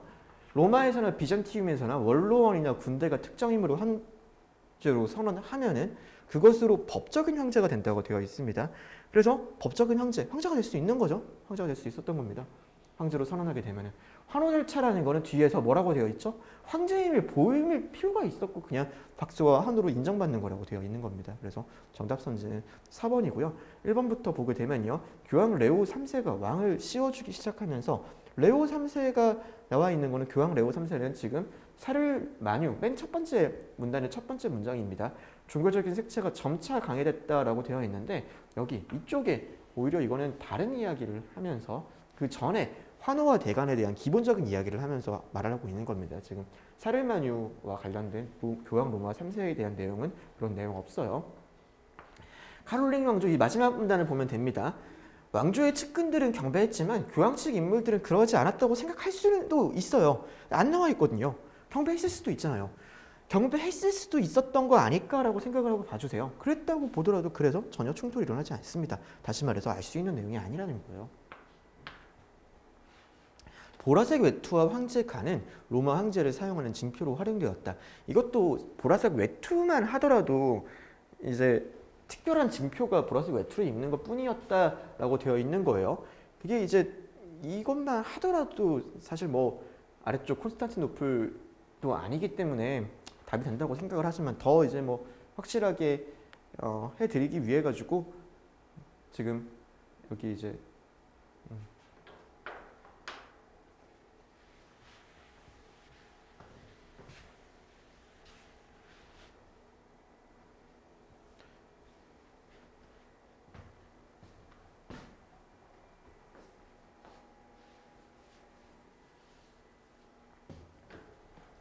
네, 문제 24번입니다. 문제 24번 같은 경우는 알 수 있는 것을 고르는 거고요. 정답 선지는 4번이죠. 그래서 원로원이 황제로 선물한 인물은 법적으로 그것만으로 황제가 된다고 했습니다. 뒤쪽에 환호와 함성은 인정받는 거라고 되어 있습니다. 네, 그래서 정답 선지는 4번이고요. 선지 1번 교황 레오 황제는 레오 3세는 첫 번째 문단을 보면 나와 있어요. 그거를 보게 되면은 황제 간의 종교적 색채가 강해졌다. 황제 관에 대한 이야기는 없습니다. 그건 여기 말을 하고 있는 거죠. 내용이 연결이 안 됩니다. 카롤링 왕조의 측근들 마지막 문단을 보게 되면은 교황식 인물들은 그러지 않았을 것 같다라고 뭐 생각할 수도 있어요. 하지만 경배했다라고 생각해도 경배했다고 할 수도 있잖아요. 다시 말해서 이 지문 가지고는 알 수가 없는 거예요. 알 수가 없는 내용을 여러분들께서 막 추측해서 뻗어나가면 안 됩니다. 그래서 그러지 않을 수도 있지 않을까라는 생각을 항상 해주세요. 콘스탄티노플 황제는 여기죠. 콘스탄티노플 누스 황제 같은 경우 여기죠. 여기가 되면서 황제관이 황제의 상제가 된다고 되어 있습니다. 근데 보라색 외투는 그 앞에 그 전에 이제 환호를 할 때 입었던 것 뿐인 거지 로마 황제를 사용하는 징표는 아닙니다. 비잔티움 제국에서 이루어진 샤를마뉴의 대관식은 로마와 기독교의 상징 결합이라는 상징적 의미가 있었다라고 되어 있네요. 샤를마뉴의 대관식이 로마와 기독교의 결합이었다. 그런 내용은 뭐 일단 비잔티움 제국에서 이루어진 샤를마뉴의 대관식, 샤를마뉴 자체가 그게 아니죠. 뒤쪽에 있는 거 이제 로마 제국과 기독교의 결합은 이제 상징적 의미가 있는 건 맞아요. 제가 방금 말을 잘못했는데, 근데 비잔티움 제국에서 이루어진 게 아닙니다. 비잔티움을 참고했다고 되어 있어가지고 두 개가 구분이 되는 거죠. 그래서 앞에 있는 비잔티움 제국에서 이루어진 게 틀리기 때문에 정답 선지는 4번이 됩니다. 자, 25번 문제도 함께 풀어보도록 하겠습니다. 25번 기억 부분을 봐야죠. 앞에 뭐라고 되어 있죠? 앞쪽을 보시면요, 시세 조정으로 활용하는 가장 매매랑 이제 자전거래가 구별된다고 되어 있습니다. 시세 조정, 주가 조작과 구별된다고 되어 있어요. 그러면은 내용이 들어가는 게 시세 조정하지 않는다는 거죠. 시세 조정하지 않는다라는 거에서 이렇게 날아가고 이쪽이 맞구나라고 여러분들이 쉽게 기억 부분을 판단할 수가 있습니다. 나머지 부분을 읽으면 당연히 기억이 더 명확하다라는 건 볼 수가 있는데요. 여러분들 남들보다 짧은 부분만을 읽고 판단을 할 수가 있어야지 남들보다 조금의 시간을 아낄 수가 있고 그게 여러분의 합격을 좌우한다고 저는 생각합니다. 듣고 뭐 그것도 한번 생각해 주시면 좋을 것 같아요. 니은 부분 같은 경우에 이런 게 있네요. 근데 다른 한편으로는 자전거래가 시장 외에서 행해지기 때문에 주문량을 줄일 수 있다고 되어 있어요. 주문량을 줄이게 되면 기존 주식시장의 거래 주체가 풍부하지 않으면 자전거래가 위축시킬 수도 있겠죠. 세상 시작을 주문량이 거래 주체가 풍부하지 않는다면요. 필요성과 효과. 필요성은 지금 여기서 기억에 니은이 어떻게 들어가든 간에 필요성은 원래 있을 거란 말이에요. 위를 읽어봐도 알 수가 있고요. 그러니까 필요성이 떨어진다라고 말을 할 수는 없을 거예요. 마지막에 거래 주체가 풍부하지 않은데 자전거래가 거래 주체의 유입을 촉진할 수 있는 것. 자전거래 필요하면 위쪽을 읽어봐야 되겠지만 지금은 봐도 호응하지 않습니다. 읽어보면서 자전거래가 무엇인지를 파악하는 거는 지금 제가 말씀드리는 풀이 방법으로 이 문제가 풀리지 않을 때 본인이 이제 조금 더 판단의 근거를 찾기 위해서 조금씩 덜 읽는 거는 뭐 무방하지만요. 기본적으로 글을 읽고 문제를 푸는 방법에 있어가지고는 제가 말씀드린 순서를 따르시면서 글을 풀려고 그러는 연습을 하실 필요가 있다고 생각을 합니다. 네, 문제 26번 풀도록 하겠습니다. 문제 26번에 사실 선지 1, 3, 4, 5는 읽으면 그냥 다 말이 됩니다. 지문상으로요. 2번만 왜 그런지 한번 볼게요. 중력이 지나치게 커지기 때문에 빛의 굴절 효과가 미미하게 된다라고 되어 있습니다. 앞쪽에 되면은 뭐라고 되어 있냐면요. 맨 첫 번째, 큰 질량을 가진 게 렌즈와 같은 역할을 한다고 되어 있어요. 그러니까 질량이 크고 굴절을 일으키게 되는 그 중력 기억이랑 연결이 돼가지고 중력에 의해서 만들어지는 건데 그럼 중력이 커지면은 당연히 굴절 효과가 더 커지겠죠. 더 커지게 됩니다. 그래서 선지 2번과 같이 바꿔줘야 하는 거예요. 이거는 문제를 어떻게 풀어야 되냐? 앞에 있는 내용부터 다 읽으면서 문제를 풀어줘야 됩니다. 기억, 니은, 디귿 이런 부분만 잘라가지고 글을 읽는 것보다 처음부터 글의 맥락을 파악하면서 글을 읽는 식의 연습을 하려고 그러는 게 더 중요합니다. 답은 선지 2번이었습니다. 자, 문제 27번 문제 풀어드릴게요. 은행알을 날것으로 먹는 것보다는 쪄먹는 게 비타민 B6의 활성화에 도움이 된다. 지금 비타민 B6는 마지막 문단에 나와 있는데 그냥 은행에 들어가 있는 독성 물질 때문에 활성 방해를 이야기하는 겁니다. 그리고 여기서 나와 있는 거는 뭐라고 하죠? 굽거나 쪄도 양이 그다지 줄어들지 않는다고 되어 있어요. 그러니까 어차피 먹는다고 했을 때 어떤 식으로 먹든 간에 비타민 B6에 활동하는 그 독성 물질은 뭐 먹게 되는 거죠. 그러니까 알 수 없는 겁니다. 기온이 낮아질수록 크산토필의 분해 속도가 빨라지기 때문에 은행잎이 노랗게 변하게 된다. 위쪽에 보면요. 크산토필이라는 것은 뭐라고 되어 있냐면 잎에 포함된 색소인 크산토필이 본래 모습을 드러내는 겁니다.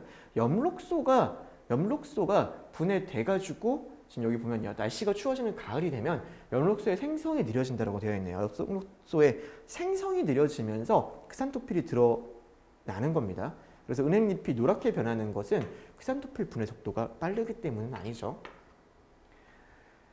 자, 살리실산은 뇌와 말초신경에서 혈액의 흐름을 개선하는 효과가 있다. 지금 살리실산 여기 나와 있죠. 은행산 분자가 살리실산 분자와 유사한 거를 가지고 있고 은행산 분자가 뇌와 말초혈관에서 혈액의 흐름을 개선하는 겁니다. 살리실산 분자와 유사한 육각 구리 구조를 가지고 있다고 했지 살리실산이 어떤 효능이 있는지를 말을 하진 않았어요. 그래서 3번도 아닙니다. DNA 분석법에서 두 개의 밴드가 나타난 은행 지금 아래쪽을 보게 되겠죠. 수밴드가 두 개의 밴드예요. 두 개의 밴드가 나타난 은행 나무는 수밴드는 지금 수밴드만 심으면 고약한 냄새, 은행 열매가 안 나온다고 되어 있는 거죠. 그래서 지금 고약한 수밴드만 두 개의 밴드가 나타나는 수밴드 같은 경우는 고약한 냄새가 나는 열매를 맺는다. 여기 문제가 뭐냐면요. 열매를 맺는다 부분이 이거는 나오는 거예요. 그러니까 열매가 있으면은 지금 은행 열매가 특유의 고약한 냄새를 발생을 하는데 지금 이제 암수를 구별을 해가지고 그 수나무만 골라 심으면 된다라는 거지. 이 수나무에서 고약한 냄새가 나지 않은 열매가 맺히는지 사실 여기 나와 있지가 않는 겁니다. 이렇게 되지 않을 수도 있지 않을까라는 생각을 항상 해주셔야 해요. 아닌 거예요. 현재 5번 은행열매의 외피에 있는 빌로분 분자는 온나무와 만질 때와 같은 가려움증을 유발하기도 한다. 이 문제는 여기 온나무를 만졌을 때와 유사한 가려움증 반응이 나타날 수 있다라고 되어 있습니다. 이 내용인데 아마 여러분이 지금 문제 풀고 있는 거랑 선지가 다를 거예요. 그래서 제가 바꿨거든요. 이런 거를 계속해서 확인을 하고 바꿔줘야 되는 작업이 있습니다. 여기가 여러분 거에는 같은이라고 되어 있고 여기가 유사한이라고 되어 있을 겁니다. 얘랑 다를 거예요. 이게 이렇게 되어 있으면 오답 시비가 나올 수가 있는 거죠. 지문에는 유사한이라고 되어 있는데 선제에서는 같은이라고 되어 있으면 이것은 알 수 있다고 하기 힘든 겁니다. 그래서 맞춰주기 위해서 같은 유사한으로 바꿔줍니다. 이런 식의 작업을 기출에서는 정말 제가 이거를 그래도 공을 들여가지고 지금 뭐 법저를 하고 있고 법저 회마다 조금씩 제 강도를 차이를 두고는 있긴 한데요. 3회는 조금 강도를 드렸고 앞으로도 몇몇 건은 강도를 드릴 생각인데요. 그리고 제 모강도 하고 있지만 기출은 훨씬 이 과정을 되게 많이 거칩니다. 그래서 기출 퀄리티가 좋은 거죠. 기출 볼 때 이런 걸 믿고 여러분이 판단을 하셔도 되는 거예요. 자, 문제 28번 문제 해결해 드리겠습니다. 문제 28번 문제 지문 만들 때는 정말 힘이 들었는데요. 화이트 와인잔은 보르도 와인잔보다 보울의 크기가 작다라고 되어 있습니다. 알 수 없는 것이니까 나머지는 알 수 있어야죠. 화이트 와인은 뭐라고 말을 하고 있냐면요. 아래쪽에서 이 앞쪽입니다. 보울의 크기가 레드 와인보다 작다라고 되어 있습니다. 명확하게 나와 있고요. 타닌의 함량에 따라서 다르게 하는 게 좋다라고 되어 있네요. 지금 타닌의 함량 같은 경우는 지금 여기 타닌은 공기 중에서 자연스럽게 산화하여 부드럽기 때문에 보울의 크기가 타닌이 강한 거는 클 필요가 있다라고 되어 있습니다. 네, 타닌의 함량에 따라 다른 게 낫고요. 부르고뉴 레드와인잔은 보르도 레드와인잔보다 보울과 립의 둘레 차이가 더 크다라고 되어 있습니다. 지금 립이 여기고 와인잔 이렇게 있을 때요. 립이 여기고 보울이 지금 뭐라고 되어 있냐면은 몸통이라고 되어 있습니다. 입술이 여기고 몸통 부분이에요. 지금 립 크기 같은 경우는 둘 다 비슷하다고 써놨을 거예요. 네, 여기 있네요. 립 둘레는 보르도 레드 와인잔과 큰 차이가 보르고뉴와 큰 차이가 없어요. 그런데 지금 와인잔의 보울이 보르고뉴 쪽에서 더 크다라고 되어 있단 말이에요. 보르고뉴가 오히려 레드 와인잔보다 보울과 립 차이, 둘레 차이가 더 크겠죠. 그렇기 때문에요. 맞는 말입니다. 화이트 와인잔은 립의 둘레가 작다. 화이트 와인잔이 립의 둘레가 작은지 어디 나와 있죠? 이쪽 아래쪽에 와인이 혀 앞부분에 닿도록 디자인되어 있다고 합니다. 그리고 그거를 이제 보려고 하면은 립의 둘레가 좁은 잔이 그 고개가 뒤로 접혀져가지고 혀에 닿는 부위가 좁아지고 와인이 혀의 앞부분에 먼저 닿는다고 되어 있습니다. 립의 둘레가 지금 작다, 좁다 두 개 썼는데 페러플레이즈는 시킨다고 일부러 한 거예요. 부르고뉴 와인보다 작아가지고 와인이 먼저 닿는 거 맞는 겁니다. 부르고뉴 같은 경우는 뒤에서 보면은 지금 네, 립이 큰 차이가 없다라고 되어 있고, 네 여기 있네요. 립은 와인이 혀 안쪽으로 넓게 퍼질 수 있도록 구성되었다. 위쪽에 보면 립의 둘레가 큰 와인잔이라는 걸 여러분이 확인할 수가 있습니다. 선주 5번 스파클링 와인잔은 부르고뉴 레드 와인잔보다 스템이 길어 탄산이 올라가는 것을 잘 관찰할 수 있다. 지금 스파클링 와인잔 같은 경우는 여기 끊임없이 기포들이 올라오는 것을 볼 수 있다라고 되어 있는데 스템이 길어 그런지는 당연히 알 수가 없죠. 스템은 이 부분입니다. 여기 앞에 손으로 잡는 스템, 그거랑 관계가 없는 거예요. 답은 선지 5번이 됩니다. 자, 문제 29번 알 수 있는 거 해결해 드리겠습니다. 비상가격 통제법은 1942년에 만들어졌습니다. 뉴욕주는 47년부터 74년 가지고 임대차 안정화 정책을 추진했다고 되어 있죠. 선지 1번 알 수 없습니다. 비상가격 통제법이 효력을 상실한 1951년 이후에도 지금 몇몇 주들은 임대차 안정주택을 실현한다고 추진하고 있다고 되어 있어요. 지금요. 그러니까 이거 알 수 없습니다. 뉴욕주에서 임대차 계약이 만료된 경우, 뉴욕주에서 임대차 계약이 만료된 경우 임차인이 권리를 유지하려면 임대인의 갱신제약에 대해서 반드시 승낙해야 된다. 자, 여기 갱신제약을 하지 않더라도 혹은 계약갱신을 하지 않아도라고 되어 있습니다. 권리가 있기 때문에 권리 유지 안 하고도 할 수 있죠. 선지 4번 법정 규제 임대료를 넘는 가격으로 임대차 계약을 갱신하려면 임대차의 승낙 후에도 뉴욕시 임대차 갱신국의 승인이 있어야 된다. 그런 내용 없습니다. 뉴욕시 임대차 갱신국 같은 경우는 지금 갱신 양식 계약서에 양식이 승인된 거라고 나와 있는 거지 그 이후에 뭐 승인이 있어야 된다 그런 내용은 없습니다.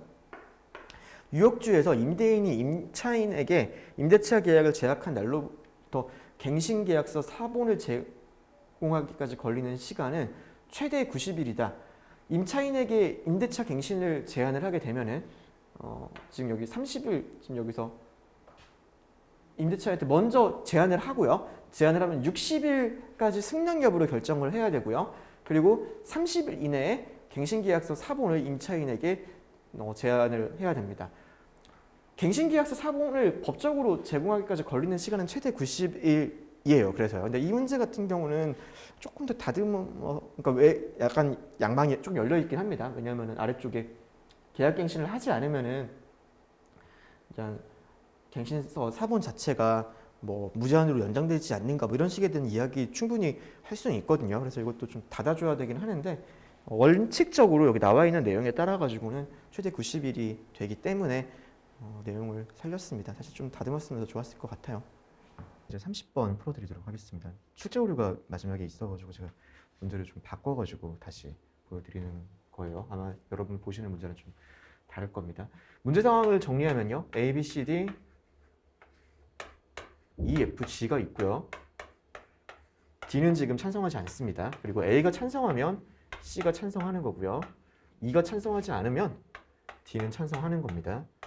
그리고 C나 F가 찬성하면 C가 찬성하게 되면 E나 G가 찬성하게 되는 거고요. F가 찬성하게 돼도 마찬가지로 E나 G가 찬성하게 됩니다. A나 G가 찬성하게 되면 B는 찬성하지 않는다라고 되어 있네요.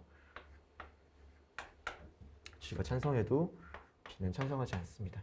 자, 여기 지금 조건원이 있고 지금 어떤 확정값이 있습니다. 어떻게 해야 된다고요? 일단 이 확정값을 조건원에 대입해서 문제 상황을 정리를 해야 됩니다. 지금 D 위에는 조건원이 없으니까요. 다른 쪽에 있어서 그 후건 부정이 될 수 있는지를 확인을 해야 됩니다. 지금 C 뒤에 있는 거 아니고요. 얘도 마찬가지로 아니고 오로지 이 자리에 있어만 여기 지금 후건 부정으로 인해 가지고 동그라미가 되는 거예요. 지금 이 상태인 거예요. 이 상태가 문제 상황을 정리한 거고요. 그 다음에 보기를 해결하면 됩니다. A가 찬성하면 안건 Q는 채택된다. 자, 그럼 A가 이 문제 같은 경우 일단 A를 찬성했다고 놓는 거죠. 찬성했다고 놓고 그 다음에 그 뒤를 보는 겁니다. 시키는 대로 하면 돼요. B가 X고 C가 동그라미가 되는 거고요. 자, 그 상황에서 여러분들 지금 이 내용을 보게 되면요. 이제 문제를 풀 때 안건 Q가 채택된다라고 되어 있잖아요. 안건 Q가 채택된다. 그럼 안건 Q가 채택되지 않을 수도 있지 않을까를 여러분께 생각해 주시면 되는 거거든요. 기록법이라는 게 기억이 거짓일 수도 있지 않을까 생각을 하는 겁니다. 지금 기억이 이렇게 A, B, A, C, E 이렇게 세 가지만 지금 뭐 되어도 뭐 상관이 없지 않을까 그런 생각을 여러분들께서 해주시고 풀어주시면 되는 거예요. 이게 세 개만 동그라미가 됐고 예를 들어서 이런 식으로 과반수 이상의 의원이 참석되지 않는다고 해도 지금 문제가 저는 상관이 없거든요. 조건원에 있어가지고 정건이 부정되고 있는 상황이기 때문에 조건원 전부 다 충족되고 있습니다. 지금 나머지도 상관이 없고요. 동그라미니까 E나 G 중에 하나가 동그라미가 돼야 되는데요. E가 지금 동그라미니까 충족이 되고 있습니다. A가 동그라미여서 B가 X고 C는 동그라미고요. 이렇게 세 명만 찬성을 해도 되기 때문에 안건 Q가 반드시 채택된다고 말할 수가 없는 거죠. 채택되지 않을 수도 있지 않을까 생각하시면서 문제에 접근하면 됩니다. 안건 Q를 찬성하는 의원은 최대 5명이다. 자, 이거 일단 7명인데 한 명은 일단 참석을 했고 한 명은 무조건 반대해야 돼요. 최대로 6명이 되는지를 보는 거죠.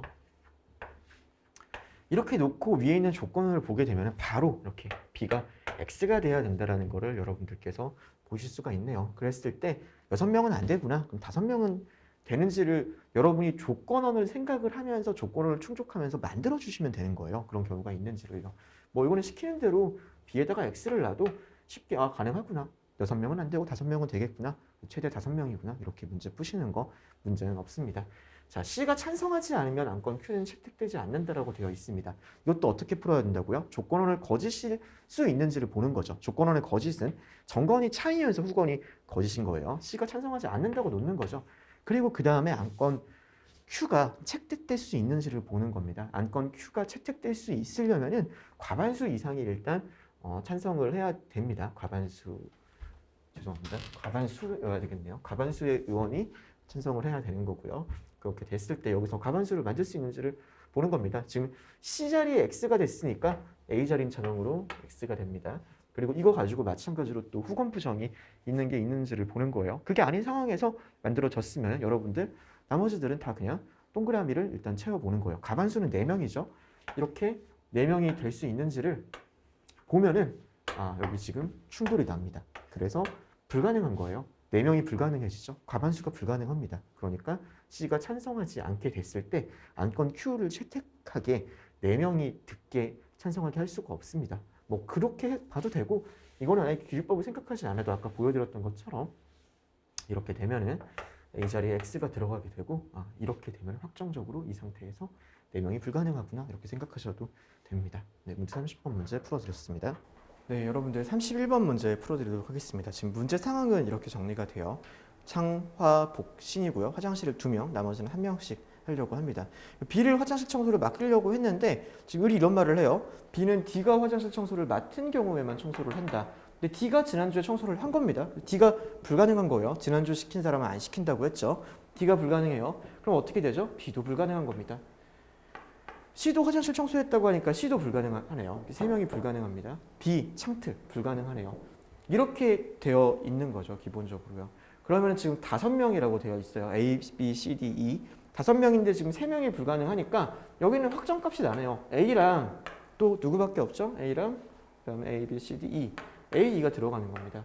A, E가 들어가고요. 그럼 5명 중에 3명 남았습니다. 3명 남았는데 지금 여기는 B가 불가능하니까 C랑 D밖에 안 되겠네요. C, D가 되는 거고 여기에 따라 가지고 C가 되면은 여기에 경우의 수가 2개가 되겠죠. 복도가 남은 거 B 아니면은 지금 남은 게 A, B, C, C가 되겠네요.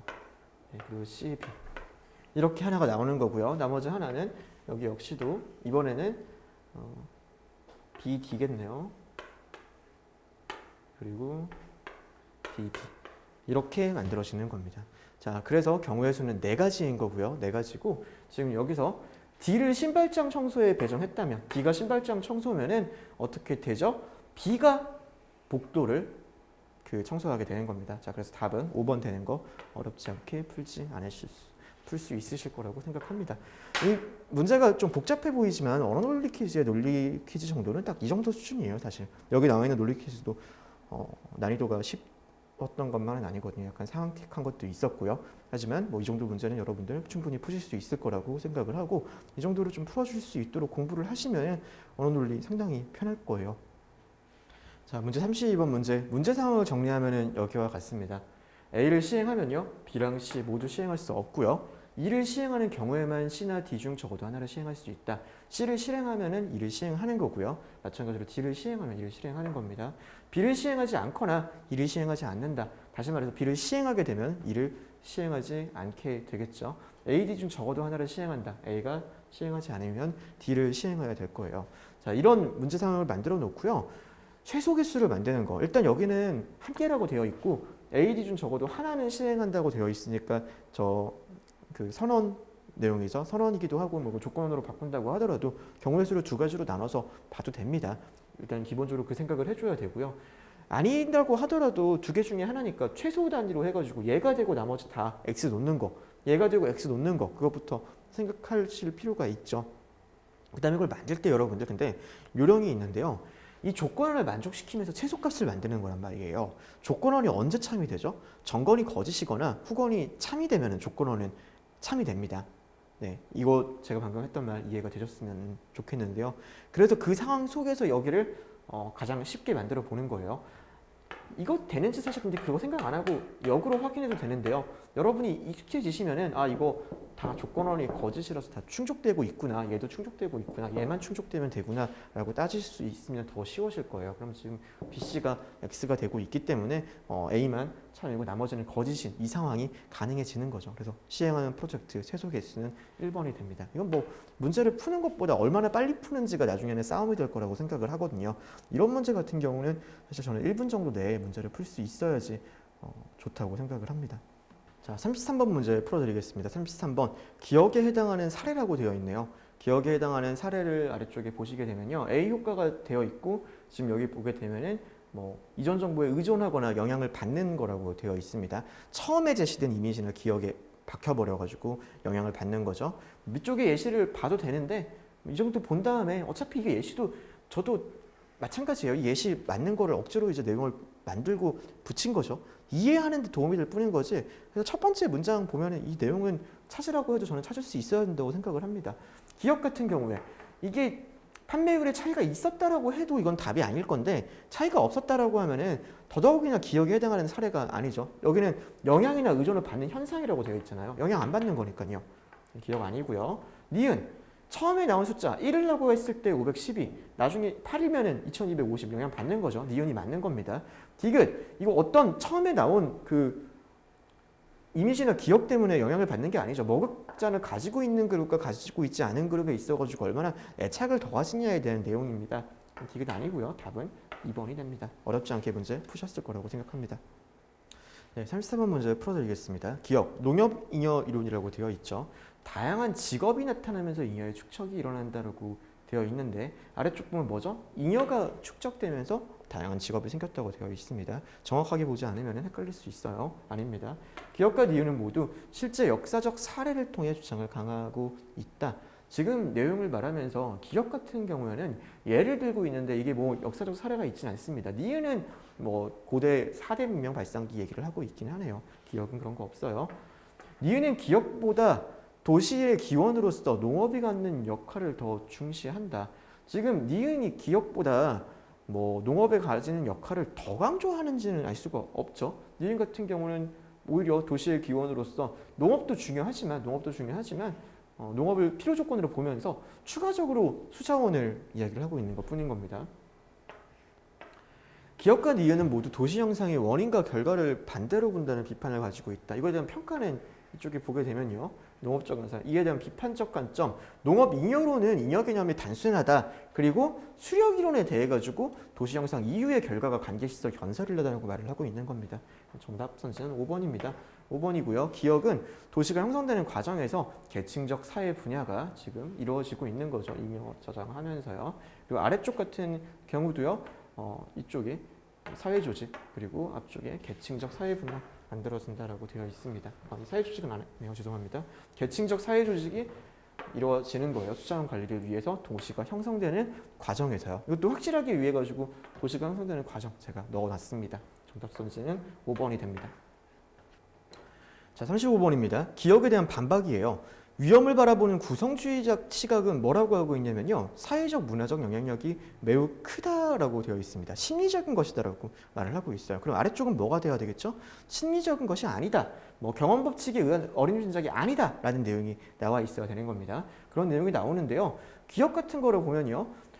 위험은 대표성이나 가용성에 대한 어림짐작이 불가능하고 여타보다 더 큰 불확실성에 직면하고 있다고 판단하는 겁니다. 기억이 지금 반박에 있어가지고 경험에 의한 걸 안 한다, 뭐 심리적인 게 아니다 이런 얘기하고 있는 거 아니죠.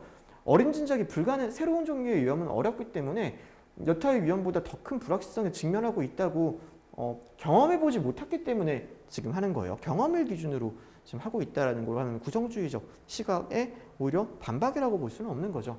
니엔 같은 경우가 보게 되면요. 뭐라고 되어 있죠? 어림짐작 경험이 아니라 예측값으로 유사하게 위험이 있다고 되어 있는 겁니다. 그리고 경감대도 되어 있다. 지식과 연구를 바탕으로 되어 있는 거죠. 구성주의, 심리적 요인, 사회문화적 요인, 어림짐작 경험 그런 게 아니다라고 말을 하고 있는 겁니다.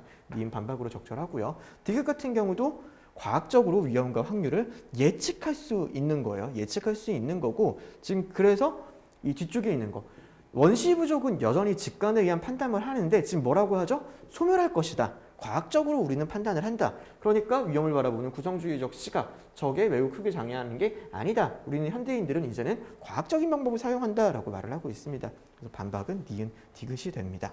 자, 36번 풀어보겠습니다. 36번의 선지 1번 같은 경우 을은 수치심이 이성에 의해 통치돼야 된다는 거 내용이 안 나와 있습니다. 이것만 가지고 뭐 그럴 수도 있지 않을까라고 생각하시면 안 된다고 했어요. 엄격하게 확인을 해가지고 그러지 않아도 되는 거 아닐까라는 식으로 글을 들여다봐야 됩니다. 그러면은 뭐 그러지 않을 수도 가능할 거예요. 을과 병은 수치심을 느끼는 사람은 훌륭한 사람이라는 거에서 동의를 한다. 수치심을 느끼는 것에서 훌륭한 사람, 여기서 뭐라고 되어 있죠? 수치심을 이제 느끼는 거는 욕망이 남아 있는 거예요. 그 자체만으로 훌륭한 것, 이건 뭐 을은 이제 그 자체로 훌륭한 것이라고 하고 있습니다. 그런데 지금 병 같은 경우는 뭐라고 하냐면요, 수치심은 인간이면 누구나 보편적으로 가지고 있다라고 되어 있습니다. 훌륭한 사람으로 하기 위해서는 뭐가 필요하죠? 실제로 행동해야 된다라는 거예요. 수치심을 느끼는 사람 중에서도 병은 훌륭한 사람이 아닐 수도 있는 거죠. 그래서 적절하다고 보기 힘듭니다. 각각 을은 수치심을 자기네 평판을 둘러싼 사회적 비난에 대한 두려움이라고 되어 있습니다. 평판에 대한 수치심이 두려움이라고 되어 있는데 갑 같은 경우는 나쁜 평판에 대한 두려움이라고 되어 있어요. 근데 지금 을 같은 경우는 지금 수치심에 대해 가지고 뭐 나와 있는데 평판에 대한 두려움 이렇게 나와 있진 않거든요. 안 나와 있는 내용입니다. 그렇게 써놓은 거예요. 을은 수치심을 느낀다면 훌륭한 사람이 될 가능성이 있다는 것을 긍정하죠. 수치심을 가져가지고 하는 거고요. 병 역시도 수치심을 느끼는 사람이 이제 실제로 그렇게 행동을 하면은 훌륭한 사람이 되겠죠. 병도 부정하는 것이 아닙니다. 자, 갑과 병은 수치스러운 행동을 하고도 수치심을 느끼지 못하는 사람은 훌륭한 사람이 아니라는데 동의를 한다. 갑 같은 경우는 수치심을 느끼는 건 당연한 거고 그게 통제돼야 된다고 합니다. 그럼 수치스러운 행위를 했는데 수치심도 못 느끼면 당연히 훌륭한 사람이 아니겠죠. 병 같은 경우도 마찬가지예요. 수치스러운 행동을 했을 때 수치심이 보편적으로 가져야 되는 거고 수치심을 느끼는 걸 넘어서 행동을 해야 되는 건데 아예 수치심도 못 느끼면 훌륭한 사람이 아니게 되겠죠. 현재 5번입니다. 이거는 또 여러분들 필요 조건으로 생각해가지고 그래 내용상 필요 조건이라고 생각해서 문제를 풀어줘도 됩니다. 자, 37번 문제 풀어보겠습니다. 기억, 이러한 일반적 비판이에요. 첫 문단을 보게 되면요. 공리주의적 형벌론에 대한 일반적인 비판을 하게 되면 뭐라고 되어 있죠? 부정의를 허용한다는 이유로 지금 비판을 받고 있는 거예요. 그럼 기억 같은 경우 정의와 부정의라는 게 다르게 해석될 수 있다. 부정의 허용, 저게 일반적인 비판, 부정의가 무엇인지 뭐 이게 말이 되지 않는다. 이렇게 된다고 하면 당연히 약화가 될 겁니다. 기억은 약화예요. 현재 2번. 응보주의와 달리 공리주의가 더 정의롭다. 이게 약화가 되려면요. 기억에서 응보주의가 더 정의롭다라는 식에 대한 내용이 있어야 됩니다. 그런 내용 없어요. 그런 내용이 없습니다. 그래서 약화되지 않습니다. 디귿, 공리주의적 관점에서는 범인이 잡히지 않는 흉흉한 범죄들 때문에 사람들이 불안해할 때 무고한 사람을 범인으로 몰아서 처벌할 수 있다. 이는 책임의 범위를 넘어선 것이므로 도덕적으로 용납할 수 없다. 이거는 여기 나와 있는 내용과 같은 말을 하는 거죠. 그래서 약화가 되는 거는 아닙니다. 약화는 그 전제 결론에 지금 부정에 해당하는 사례가 돼야 돼요. 지금 여기서 전제 여기 기억이 약화가 되는 거는요. 부정의한 방법의 형벌 이런 식의 말을 지금 하고 있고 지금 부정의한 형벌을 말을 하고 있는데 지금 너 전제 부정이라고 말을 하는 게 잘못됐어라고 말을 할 수 있기 때문입니다. 기억 같은 경우는요. 그래서 기억이 약하고 니은 디귿은 약화가 아닙니다. 자, 38번 문제입니다. 기억 같은 경우에 퀴노아 시료의 생균수가 발효 16시간경 최고점을 달성했는데 생균수는 오히려 9로그 어떤 거에 가까웠다라는 후속 연구 결과가 기억을 약화한다라고 되어 있습니다. 약하려고 되면 기억 뭐죠? 기억 여기 나와 있는 내용에 따라 가지고 균주 농도가 특정 수치에 도달하기 전에는 균주 농도와 균의 증식이 비례관계에 있다가 그보다 높아지면은 오히려 증식이 늦어진다라는 가설입니다. 그거에 대해서 그렇지 않다라고 말을 하는 게 아니죠. 생균수가 근데 발효수 16시간경 최고점을 달성했는데 이것 때문에 약화있지 않냐고 물어보시는 분들도 있었는데요. 이거는 지금 비례하면서 증가하는 거고 24시간마다 측정을 한 거예요. 24시간 후에 생균수가 가장 높았는지는 알 수가 없는 거죠. 실제로는 그전에도 높이 올라가고 있다가 꺾였던 거인 겁니다. 그렇다고 생각하면 이거는 약화가 아닌 거예요. 퀴노아에 바실러스균을 첨가한 시료를 24시간, 48시간, 72시간 동안 각각 발효시켰을 때 더 오래 발효시킨 시료일수록 암모니아가 많이 검출되었다는 것은 니은을 강화한다. 발효가 진행되면 암모니아가 생산된다는 것을 얻었다라고 되어 있는 겁니다. 이게 더 오랜 시간일 때 더 많이 하는 게 중요한 게 아니에요. 일단 뭐죠? 발효가 진행되면 암모니아가 생산되는 거잖아요. 그 내용인 겁니다. 그러니까 강화되는 거죠. 니은에 부합하는 사례잖아요. 네, 그래서 강화해요. 디귿, 단백질 함량이 퀴노아보다 적은 쌀로 만들어진 시료는 지금 보면요. 발효가 진행되면서 글루코스가 말토스보다 더 많이 검출되는 시기가 늦었다. 단백질 함량이 많을수록 발효 시 글루코스가 더 많이 생성된다라고 되어 있어요. 단백질 함량이 많을수록. 그럼 그것보다 적은 쌀, 퀴노아보다 적었을 때는 글루코스가 더 많이 검출되는 시기가 늦었다고 되면은 지금 글루코스가 더 많이 검출되는 시기가 늦어진 거예요. 글루코스가 단백질 함량이 많을수록 더 많이 생성된다라는 거에 부합하는 내용이네요. 그래서 답은 니은 디귿이 됩니다. 자, 문제 39번, 문제 40번 문제 함께 풀어보도록 할게요. 먼저 좀 진 지문이라서 문제 39번 보고요. 델타세포, 소마테스토론 이쪽 보면요. 인슐린 등의 호르몬 분비 조절한다는 내용 안 나와 있습니다. 임자의 샘창자 첫 번째 문단에 있는데요. 샘창자에서 활성화될 뿐이에요. 거기서 이자액을 생성하는 건 아니죠. 랑게한스 섬에는 그렐린 분비된다고 나와 있어요. 근데 뇌하수체 거기에 엡실론 세포가 랑게한스 섬에 있는 거지 뇌하수체 세포에 거기에 존재하는지는 안 나와 있죠. 그리고 여기 주사약보다 먹는 양이 더 효과적이라고 되어 있는데 일단 먹는 약보다 더 효과적인 주사약이라고 되어 있습니다. 그래서 답은 선지 5번. 이자액을 분비하는 조직은 아말린을 분비하는 조직과 같이 세포가 둥글게 줄지어 배열해 있다라고 되어 있습니다. 이자액을 분비하는 조직은 어디죠? 여기 이자액을 분비하는 조직이 있는 거고 여기 보시게 되면요. 소화효소를 분비하는 세포는 일반적인 샘세포와 같은 모양을 한다고 되어 있어요. 샘세포는 뭐죠? 세포가 줄지어 배열되어 있다고 되어 있습니다. 그 다음에 여기서는 추가적으로 확인해 하는 거는요. 아말린을 분비하는 조직과 다르다는 겁니다. 아말린은 이쪽에 베타세포가 분비하는 거고요. 얘는 지금 뭐라고 되어 있죠?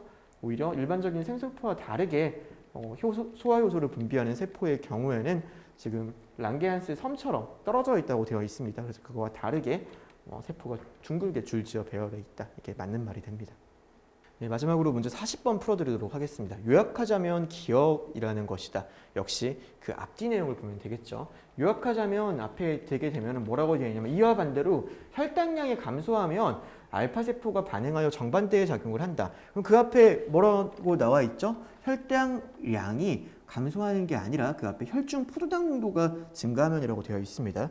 혈중 포도당 농도가 증가하게 되면 인슐린이 분비되고 글루카곤이 억제가 되는 겁니다. 그리고 혈당량이 감소하면 반대의 작용이 만들어지는 거고요. 그래서 하고 싶은 말은 뭐다? 혈당량, 혈중 포도당의 양, 혈당량을 일정 범위 내로 유지하기 위해서 상보적으로 작용한다가 맞게 되는 거죠. 그래서 정답은 선지 4번이 됩니다. 자, 이렇게 1회차 법률전환 문제 해설 해드렸습니다. 조금이라도 도움이 되셨으면 좋겠네요.